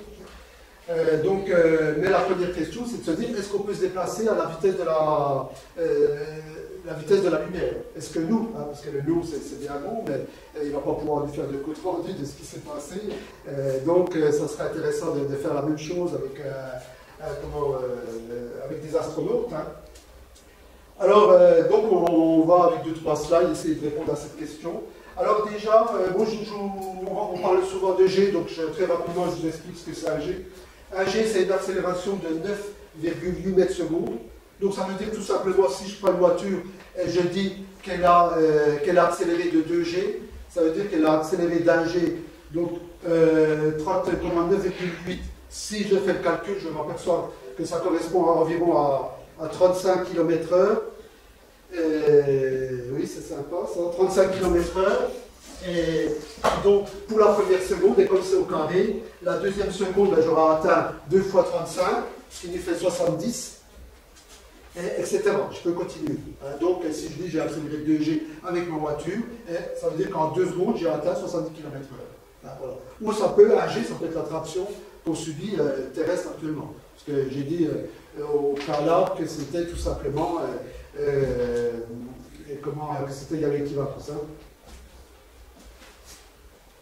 Oui, alors ça, on va passer à la radio, à un moment donné, vous avez Krishka Bogdanov, je ne sais pas si vous connaissez, qui disait très simplement, on peut atteindre rapidement la vitesse de la lumière en 1 an, en accélérant d'un G, constamment d'un G. Parce qu'il faut savoir que quand vous subissez, par exemple, si vous subissez plus de 5G, le cœur ne va pas forcément supporter. Aujourd'hui, 5G, c'est ce que vous avez, par exemple, les grands trampolines, qui sont, on a de la 5G, mais au-delà, quelqu'un qui n'est pas habitué, il y a perte de connaissance, etc. Donc, pour arriver à la vitesse de la lumière, ça va poser un problème. Donc, lui était parti du principe qu'on accélère d'un G, 35 km/s. Une fois qu'on a atteint la vitesse, on accélère, et petit à petit, et on arrive à la vitesse de la lumière. Donc, quand j'ai entendu ça, ça m'a un petit peu étonné. Je me suis dit, c'est quand même incroyable. Mais comme il est docteur en mathématiques et en sciences, je me suis dit, c'est sûrement juste. Alors, j'avais refait un petit peu le calcul. Et donc, effectivement, on tombe bien sur ce fait-là que si vous accélérez d'un G, vous allez arriver au bout d'1 an à la vitesse de la lumière. Si je prends par exemple Apollo, il faut savoir par exemple, je prends Apollo parce que c'est un cas qui est bien connu, on va utiliser beaucoup d'énergie pour aller dans l'espace, mais une fois dans l'espace, il suffit de mettre des petits coups d'accélérateur constamment et vous augmentez votre vitesse. C'est ce qu'on a fait avec Voyager pour à la fin être à 60 km/s. Voilà, donc dans ce cas-là, si vous voulez, si vous faites le calcul, au moins au bout d'1 an, un G pendant 1 an, il aura parcouru environ 4,5 années-lumière. Donc là, il serait sur approximativement du Centaure. Il est proche, il est la plus proche, l'étoile qui est la plus proche. Voilà, donc, mais pour lui, quand je dis 1 an, le calcul, si vous voulez, c'est pour celui qui est sur la Terre et qui regarde. Le gars qui est dans la fusée, ça sera beaucoup plus court, parce qu'il faudrait faire le calcul relativiste. Voilà. Alors, mais cette démonstration n'a quand même pas de sens. Bon, quand je dis elle n'a pas de sens, je ne mets pas en cause Krishka Bogdanov. Il est évident qu'il sait bien que ça n'a pas de sens, il le précise par la suite. Mais pourquoi elle n'a pas de sens? Donc on va s'apercevoir quand même que c'est un peu plus compliqué. Parce que vous avez l'équation de Lorentz qui nous démontre que quand la vitesse tend vers C, la masse augmente. Donc si vous voulez, si vous êtes parti avec votre fusée et puis que vous augmentez d'un G dans le calcul qu'on a fait précédemment, si vous voulez, c'est fait. Ah, c'est fait. Ouais, je crois que ça va me coûter du paiement cette histoire. Ah bah. Alors comment, si vous voulez, donc je suis parti que mon vaisseau est à vitesse constante. Mais il fait toujours le même poids dans l'exemple. Mais en réalité, c'est faux. Parce que quand vous avez... bon, on ne le voit pas, nous, parce qu'on est sous des vitesses qui sont faibles. J'ai dit, par exemple, la vitesse Mach 2 qui est 2000 km/h, il n'y a pas d'effet relativiste. Mais quand vous arrivez à la moitié de la vitesse de la lumière, à ce moment-là, constamment, votre masse, elle augmente. Elle augmente, elle augmente. Donc, on se doute bien qu'il va y avoir un problème à traiter.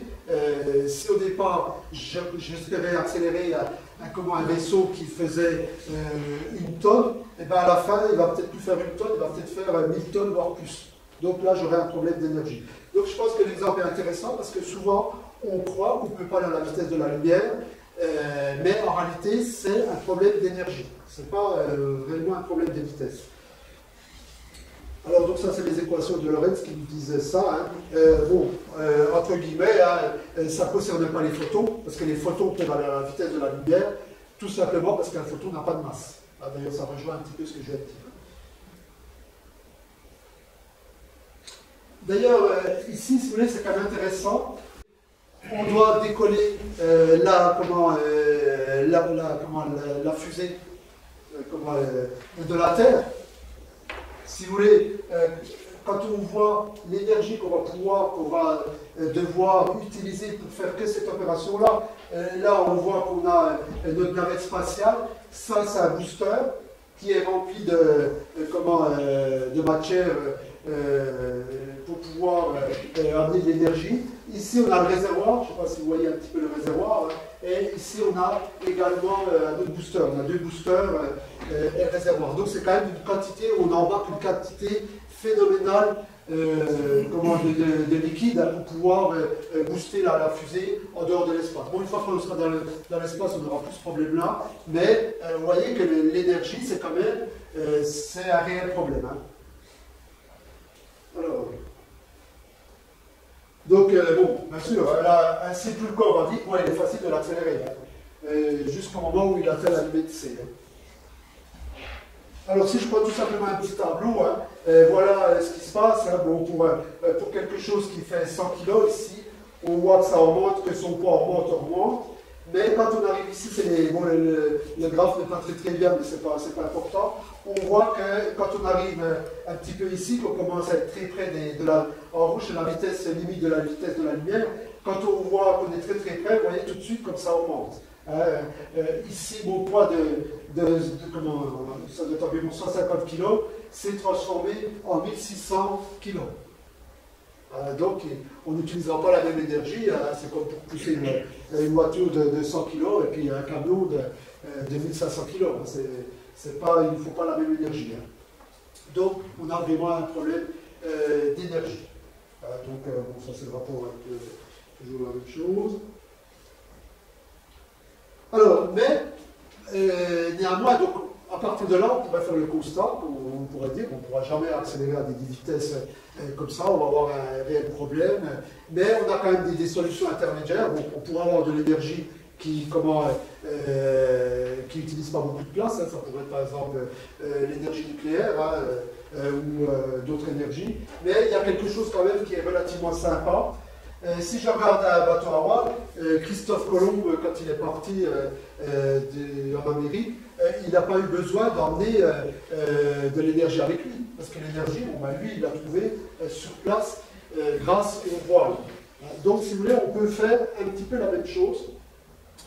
Dans l'espace et dans le même ordre d'idée, je peux utiliser une voile solaire. Je peux utiliser une voile solaire parce que le soleil m'envoie ce qu'on appelle un vent solaire, et je vais pouvoir exploiter ça. Alors là, j'ai une petite vidéo qui, comme c'est un peu long, des fois c'est plus rapide avec une vidéo, et c'est mieux fait. Prenons l'objet le plus rapide que nous ayons jamais lancé, et demandons-nous combien de temps il lui faudrait pour atteindre l'étoile la plus proche. Cela lui prendrait 50 000 ans. C'est vrai, à condition d'utiliser un système de propulsion chimique, qui permet d'atteindre jusqu'à 60 000 km/h. C'est cette source d'énergie qui est employée pour faire décoller les fusées. Mais il faudrait une autre forme de propulsion pour rejoindre Mars en moins de quelques mois. On pense à plusieurs solutions pour aller à des vitesses proches de celles de la lumière, donc assez rapides pour nous déplacer n'importe où dans le système solaire en un jour et en moins de 10 ans vers les étoiles les plus proches.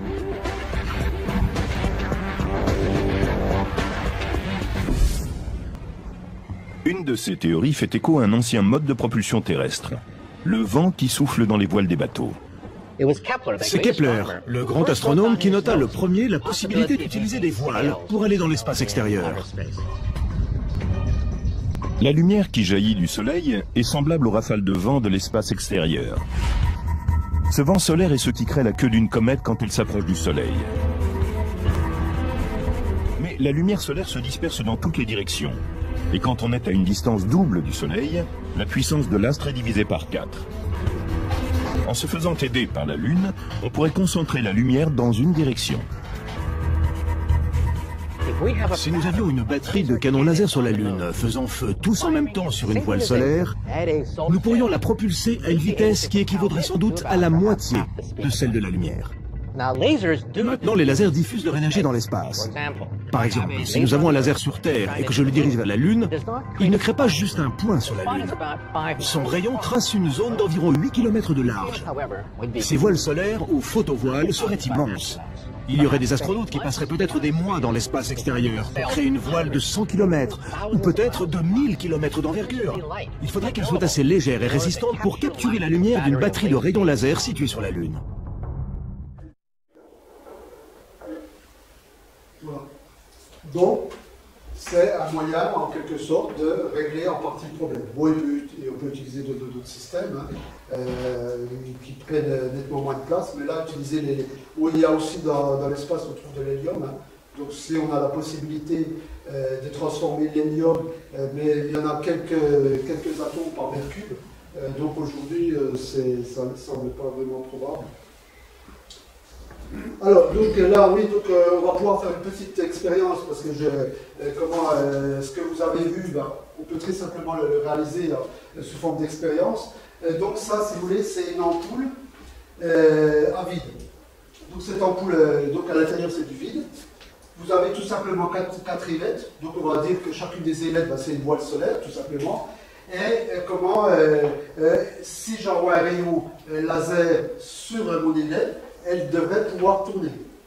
Sachant donc là on a très peu de frottement parce que ce système-là repose simplement sur une aiguille sur le verre.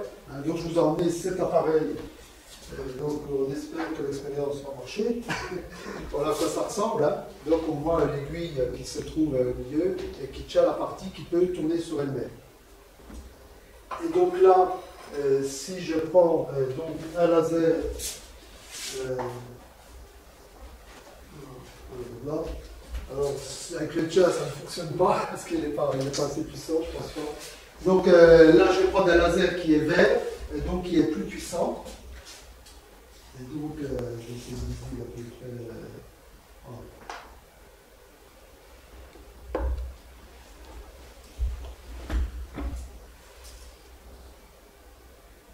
Bon, il faut tout le monde voit que ça tourne.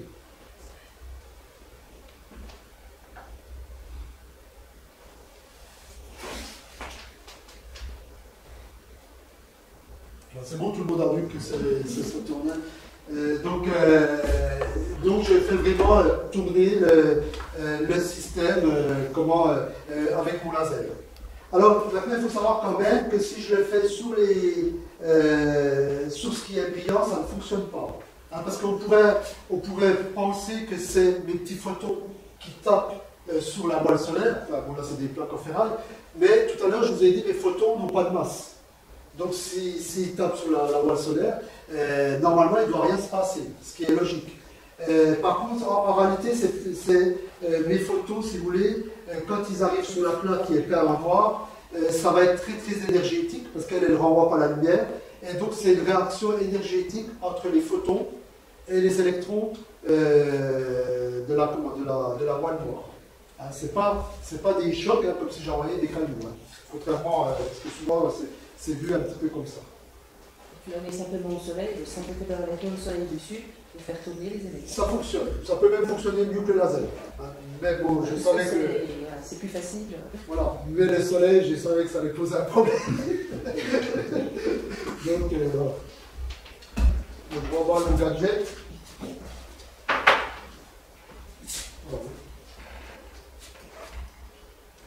Voilà, donc c'est ce qu'on a vu.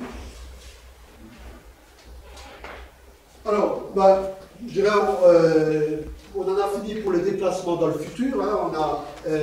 Donc on a vu vraiment qu'aujourd'hui, si je dis est-ce qu'on peut se déplacer dans le futur, donc la réponse est oui, hein, conformément au film Interstellar. Bon, après il y a des choses à la fin du film hein, où c'est plus délicat, mais ça respecte toujours la relativité générale, mais là on passe dans un cadre un peu plus complexe.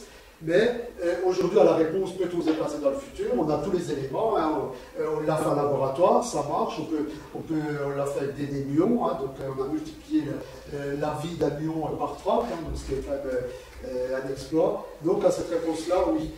Donc maintenant, on va passer sur la dernière partie qui consiste à dire, est-ce qu'on peut se déplacer dans le passé?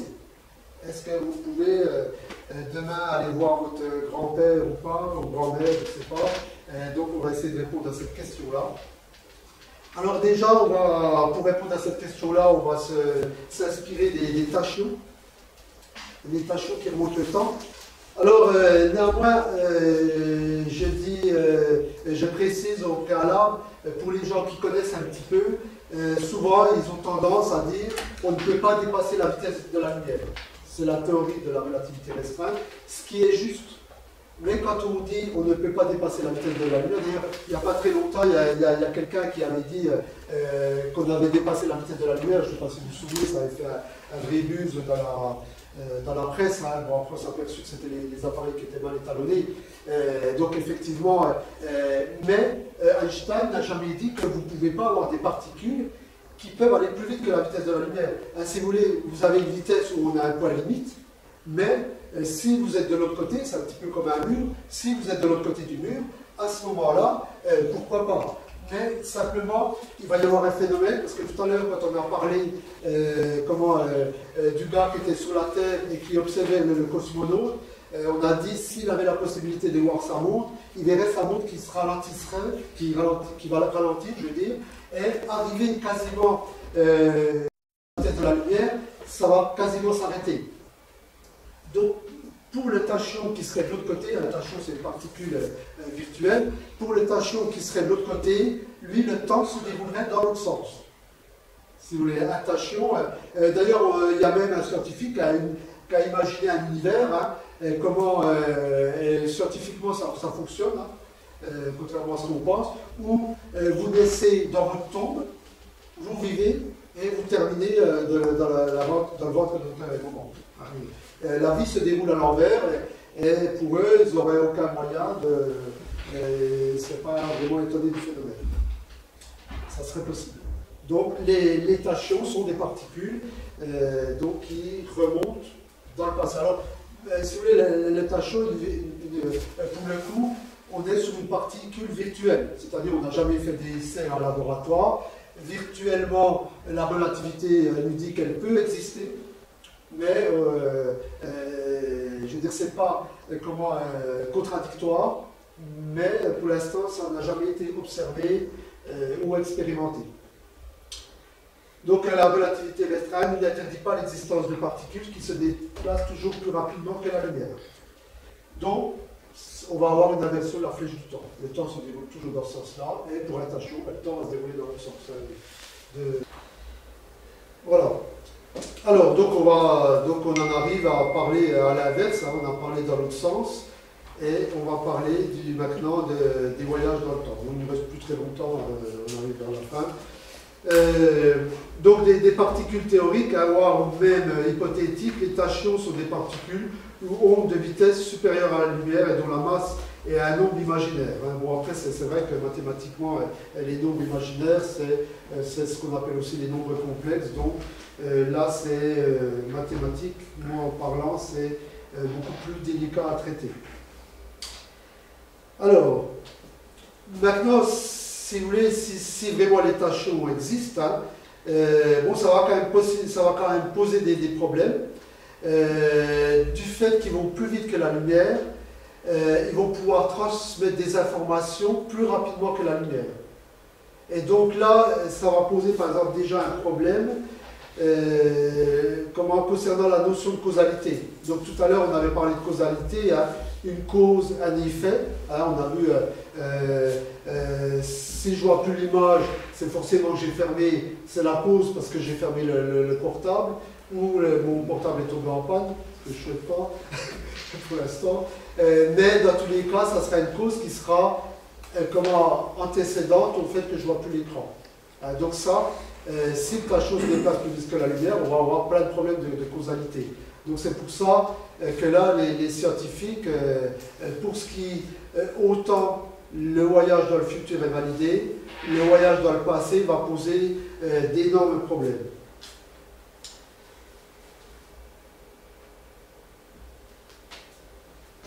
Oui, donc ça, c'est un petit peu redondant. Hein. La relativité implique pour une particule exclusivement plus rapide que la vitesse de la lumière. On retourne dans le passé, néanmoins elle interdit de diminuer sa vitesse en question. Hein. Ça veut dire qu'elle peut retourner dans le passé, mais elle ne va jamais diminuer sa vitesse. Hein. Parce qu'on a le même problème, on ne doit pas dépasser, si vous voulez, on ne doit pas dépasser la vitesse de la lumière dans un sens ou dans un autre. C'est facile à comprendre. Hein.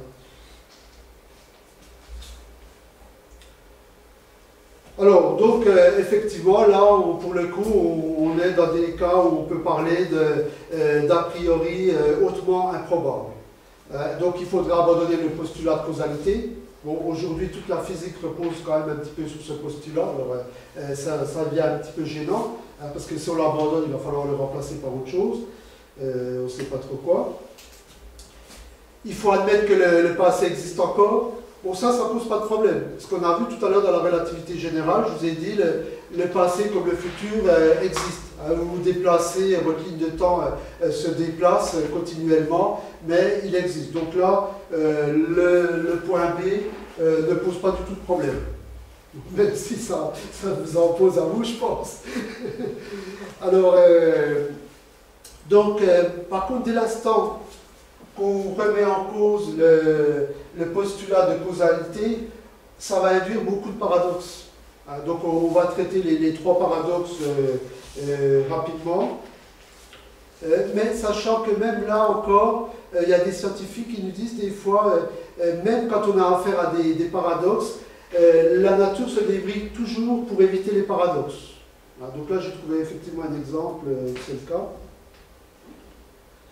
Voilà, alors, l'exemple du grand-père qui est souvent cité, vous en avez peut-être entendu parler. Donc, supposons que j'ai une machine qui me permet d'aller dans le passé. J'atterris à l'époque de mon grand-père, je tue mon grand-père, et donc à partir de là, moi je ne peux pas exister. On est bien d'accord?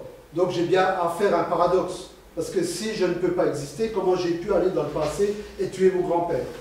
Donc ça, c'est le paradoxe du grand-père, c'est le paradoxe le plus connu. Alors, le paradoxe de l'écrivain. Alors, si vous voulez, le paradoxe de l'écrivain, alors ça, c'est un paradoxe qui est... Bon, le paradoxe du grand-père, on le retrouve assez souvent. Hein. Vous le retrouvez, par exemple, Retour vers le futur. Bon, Retour vers le futur, il y a beaucoup de choses contradictoires, c'est assez rempli, mais bon, souvent, on le voit à un moment donné, comment, où il lui dit si tu rencontres ta mère, ça risque elle va plus rencontrer ton père, ça risque puis même à un moment donné, sa mère tombe un petit peu amoureuse de lui, donc on voit le genre de paradoxe que ça peut... donc c'est vraiment, le sujet est vraiment traité dans le film là, d'ailleurs, c'est une trilogie et c'est super bien fait. Hein. Alors, mais dans le paradoxe de l'écrivain, c'est un petit peu différent. L'écrivain a une machine à remonter le temps, et lui, à ce moment-là, il met dans la machine à remonter le temps le bouquin qu'il a écrit. Et il se l'envoie dans le futur. Excusez-moi, dans le passé. Et donc, dans le passé, quand il est plus jeune, il reçoit le bouquin. Donc, finalement, il n'a pas besoin d'écrire le bouquin. Vu qu'il l'a reçu, il suffit de photocopier le bouquin. Il photocopie le bouquin. Donc, il n'a jamais écrit le bouquin, du fait qu'il l'a photocopié. Et quand il sera plus grand, ben, il n'a jamais écrit parce qu'il l'a photocopié. Hein. Donc, on est un peu dans une boucle infernale. Hein. Donc, ça a été repris plusieurs fois. Donc, bon, forcément, ça met à mal le principe de causalité. Hein. Le phénomène devient sa propre cause. Hein. Le phénomène, ben, c'était le bouquin, et ça devient sa première. Donc c'est une boucle de causalité, hein, looper. Et ça, on le retrouve effectivement dans pas mal de films. Hein. Bon, on peut imaginer autre chose hein, que le bouquin, mais ça arrive. C'est un sujet hein, où on est dans une boucle infernale. Hein. Il y avait le film. C'est Lola, je crois, où elle revit toujours la même chose, hein, donc c'est un petit peu pris là-dessus. Alors bon, la seule chose qui est un petit peu particulière par rapport à l'exemple précédent, sachant qu'ici ce n'est pas le voyage dans le passé qui est la cause du non-voyage, c'est la possibilité de voyager. Hein, si vous voulez, le problème, c'est que le bouquin peut voyager. C'est ce qui fait qu'on a un paradoxe. Alors, habituellement, c'est un peu le cas inverse. Voilà. Alors là, on a exactement le même problème avec la machine à remonter le temps. Comme pour le paradoxe de l'écrivain, le concepteur de la machine s'envoie les plans.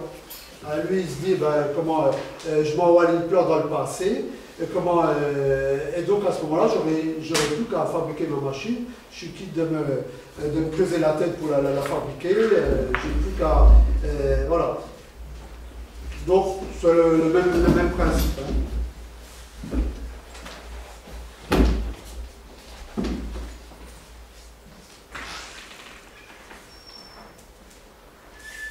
Alors, en fin de compte, il y a des scientifiques qui ont dit, en fin de compte, c'est pour ça que la machine n'existe pas, hein, parce que s'il y avait une machine, ben, ça poserait ce type de problème.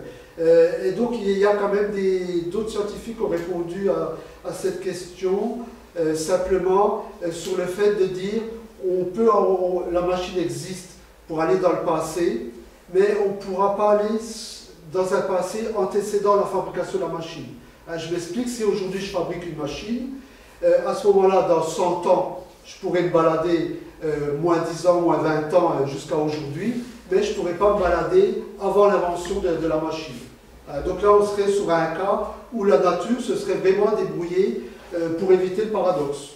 Parce qu'à ce moment-là, ça devient pour le coup cohérent.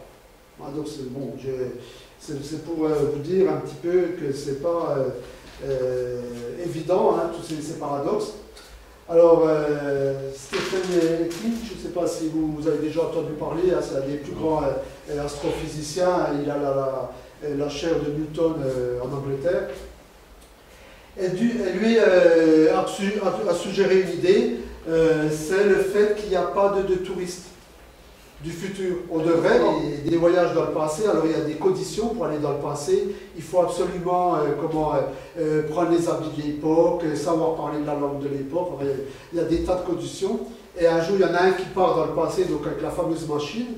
Et quand il arrive, alors il a choisi la crucifixion du Christ, hein, il a choisi un moment clé. Et donc, il s'aperçoit que tous les gens qui sont autour de lui sont des gens du futur. Bon, c'est pour vous dire, il y a des gens qui voient les choses un peu, qui vont très très loin. Voilà. Bon, ça je ne vais pas trop m'aventurer, bon, c'est simplement, il explique aussi sa théorie, pourquoi, effectivement, si vous voulez, si je traduis par rapport aux lois de la thermodynamique, ce qui veut dire très simplement, bon, tout à l'heure je vous ai dit comment votre futur existe, on peut faire n'importe quoi, ce qui va vous arriver dans une demi-heure, c'est déjà écrit quelque part, hein, en quelque sorte, hein, c'est la relativité générale qui nous dit ça. Par contre, maintenant, on peut toujours penser qu'il existe des lois qu'on n'a encore pas découvertes, des lois qui nous aideraient à comprendre ça. Hein, bon, par exemple, ce soir, vous aviez rendez-vous, c'était dans le futur et vous étiez dans le passé. Donc le futur a une action rétroactive sur le passé, en quelque sorte. Donc on pourrait trouver des lois de ce type-là où on serait peut-être un petit peu plus d'accord. Hein. Bon, je ne sais pas si vous êtes d'accord avec cette vision des choses. Vous décidez rien, vous n'avez pas le libre arbitre. Hein, mais, et voilà. Donc c'est ce qu'il explique ici avec la première loi de la thermodynamique, où comment toujours, on ne peut pas créer de matière, hein, vous avez une quantité de matière, et donc ça aurait dû nous permettre de faire des frigos qui fabriquent de l'énergie, et donc à l'époque on ne comprenait pas, et après plus tard on a trouvé la deuxième loi de la thermodynamique, hein, l'entropie, hein, bon là c'est un petit peu technique, et ça nous a, grâce à l'entropie, on a compris pourquoi, hein, donc voilà. Donc tout espoir n'est pas perdu. Alors ben, ça c'est une pomme avec un ver de terre qui mange la pomme. Alors on va parler rapidement des trous de verre. Donc si vous voulez le tissu cosmique, hein, on a vu qu'il se déformait en relativité générale. Hein, un trou noir, c'est le tissu qui est déformé. La Terre, ben, c'était la photo de mon écran tout au début. Hein, vous avez la Terre qui déforme le tissu cosmique. Et on peut imaginer à ce niveau-là qu'à un endroit, le tissu cosmique est vraiment déformé. Oui, donc en quelque sorte, si je prends une feuille, si vous voulez, si je prends tout simplement une feuille, voilà, j'ai un point A, j'ai un point B. Donc le plus court chemin pour aller du point A au point B, ben, tout le monde sait, hein, c'est une ligne. Voilà. Donc si à partir de là,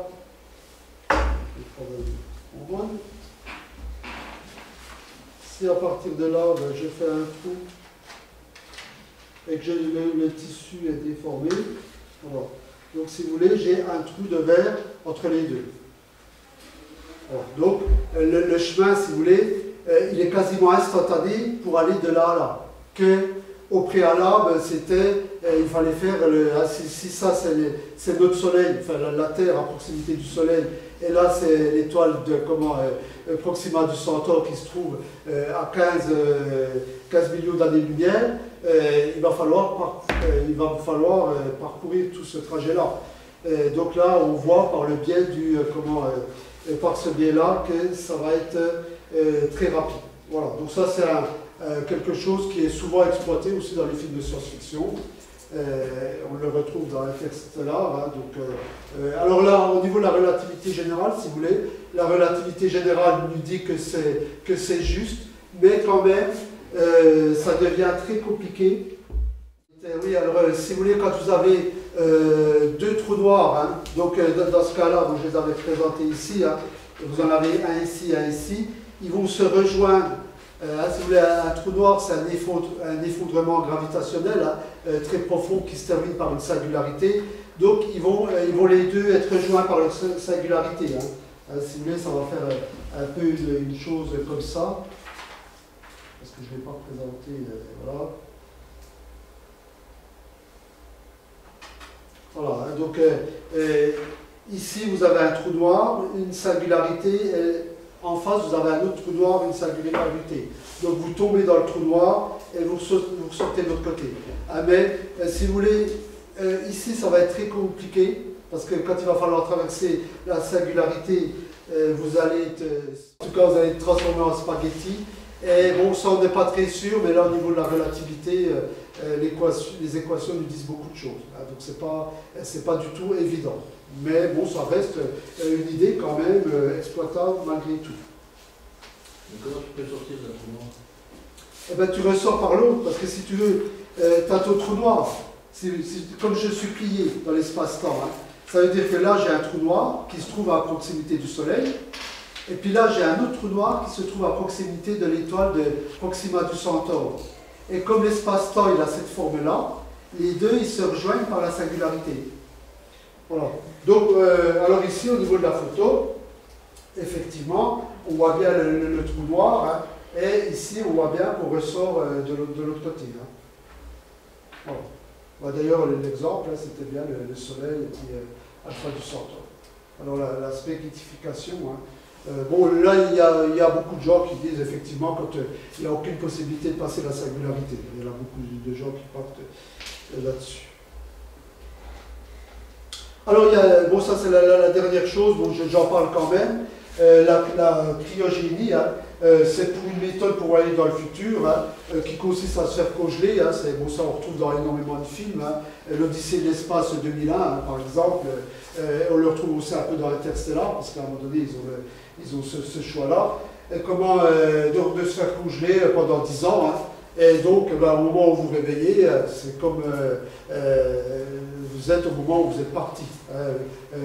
Enfin, quand on dit ça, c'est le fait que la congélation n'affecte que les processus biologiques de notre corps. Il ne s'agit pas d'un ralentissement de l'espace-temps. Alors, on n'est plus dans les équations d'Einstein, hein, c'est très très simple. Hein. Merci, bravo.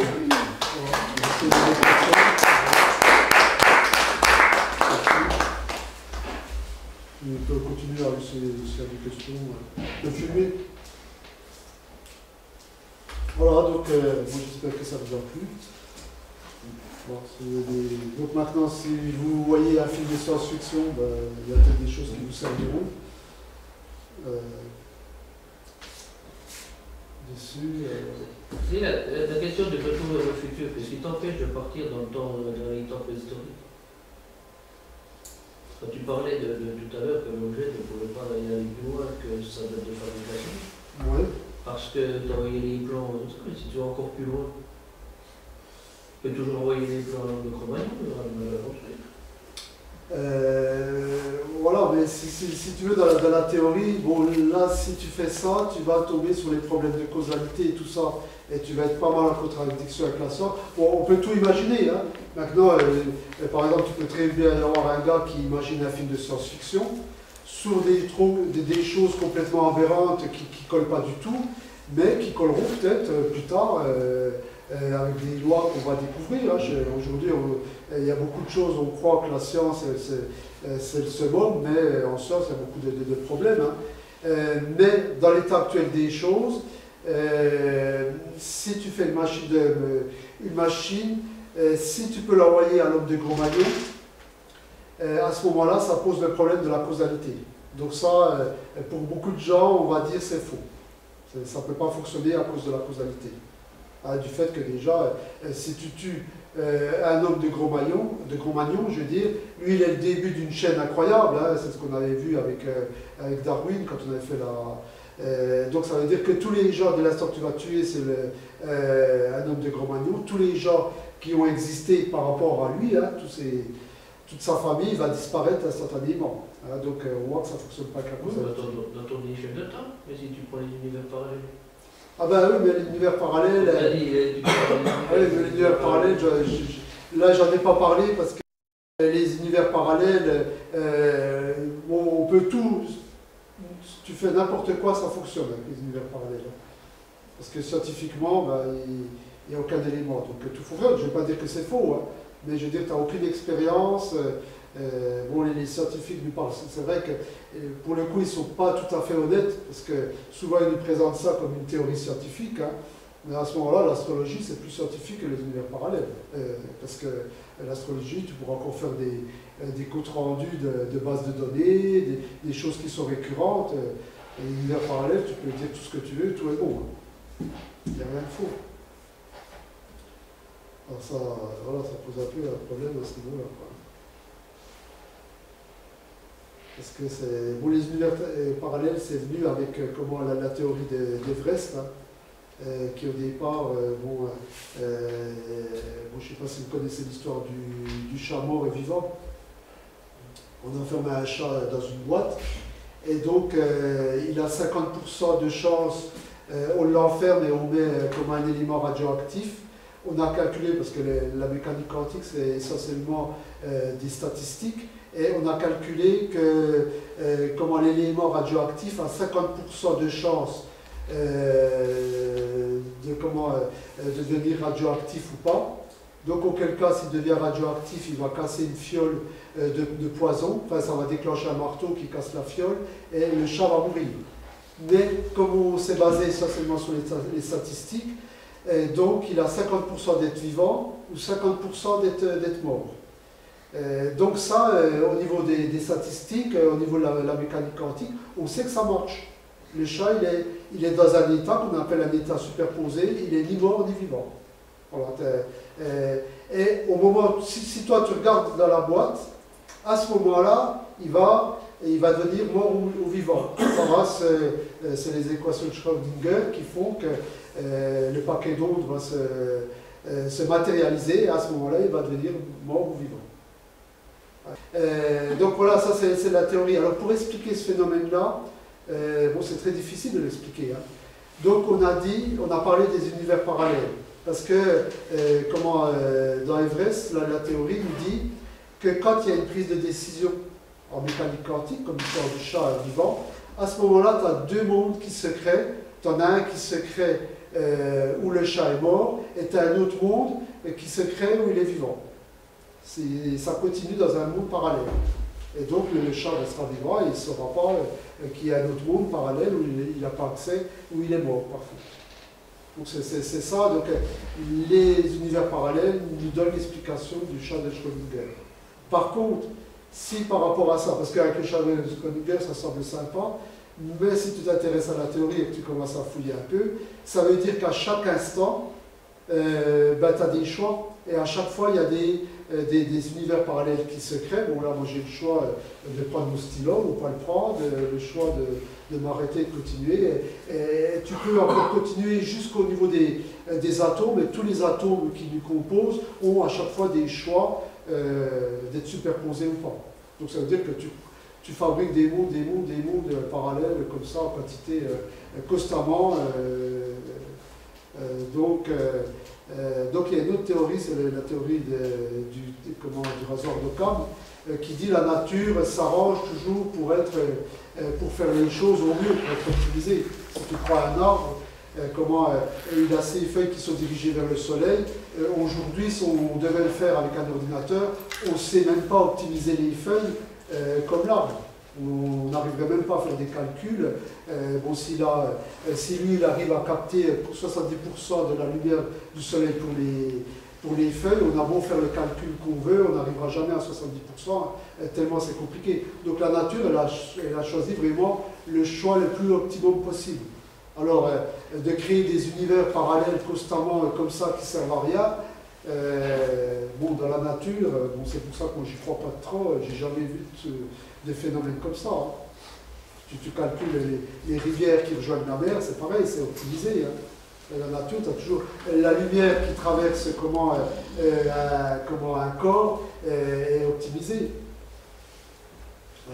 Même toi, la psychologie, ils avaient fait d'expériences, par exemple, a priori ça marcherait avec une femme, ça ne marche pas avec un homme. Si tu as une femme qui est au bord de la plage et qu'elle a son fils qui se noie plus loin, donc il va falloir le sauver rapidement. Donc elle a plusieurs solutions. Soit elle prend la ligne droite, elle va en direction de son fils qui se noie dans la mer, et en ligne droite, mais si tu fais ça, ce n'est pas la meilleure solution. Parce que quand tu es dans la mer, tu vas nettement plus lentement que quand tu cours sur la plage. Par contre, si tu cours constamment sur la plage et qu'après tu pars à la nage, ça va te faire une partie, tu n'auras pas optimisé ton trajet. Donc tu as un trajet le plus optimisé possible, hein, il faut faire les calculs de vitesse, qui consiste à courir un petit morceau sur la plage et après à partir en diagonale à la nage. Donc il existe un trajet et le cerveau humain, une femme a peut-être plus c'est peut-être plus fusionnel que son enfant. Voilà. C'est un peu freudien ce que je dis, donc je ne vais pas m'aventurer là-dedans. Parce que là, 1, 2, 3, 4, 5, 6, on se laisse tout seul. Non, on a lâché. Voilà, mais elle, en tout cas, elle va choisir. Et donc, ce que je viens de dire, si tu veux, ça se passe exactement pareil pour la lumière. La lumière, c'est vous la mettez dans un cristal. Elle sait quel trajet elle doit faire pour être... c'est les équations de Fermat, et voilà. Donc, pour en finir avec ta question, si vous voulez, là on voit bien que la nature se déroule toujours vraiment mieux. Bon, là, je suis au cliché. Voilà. Le cours de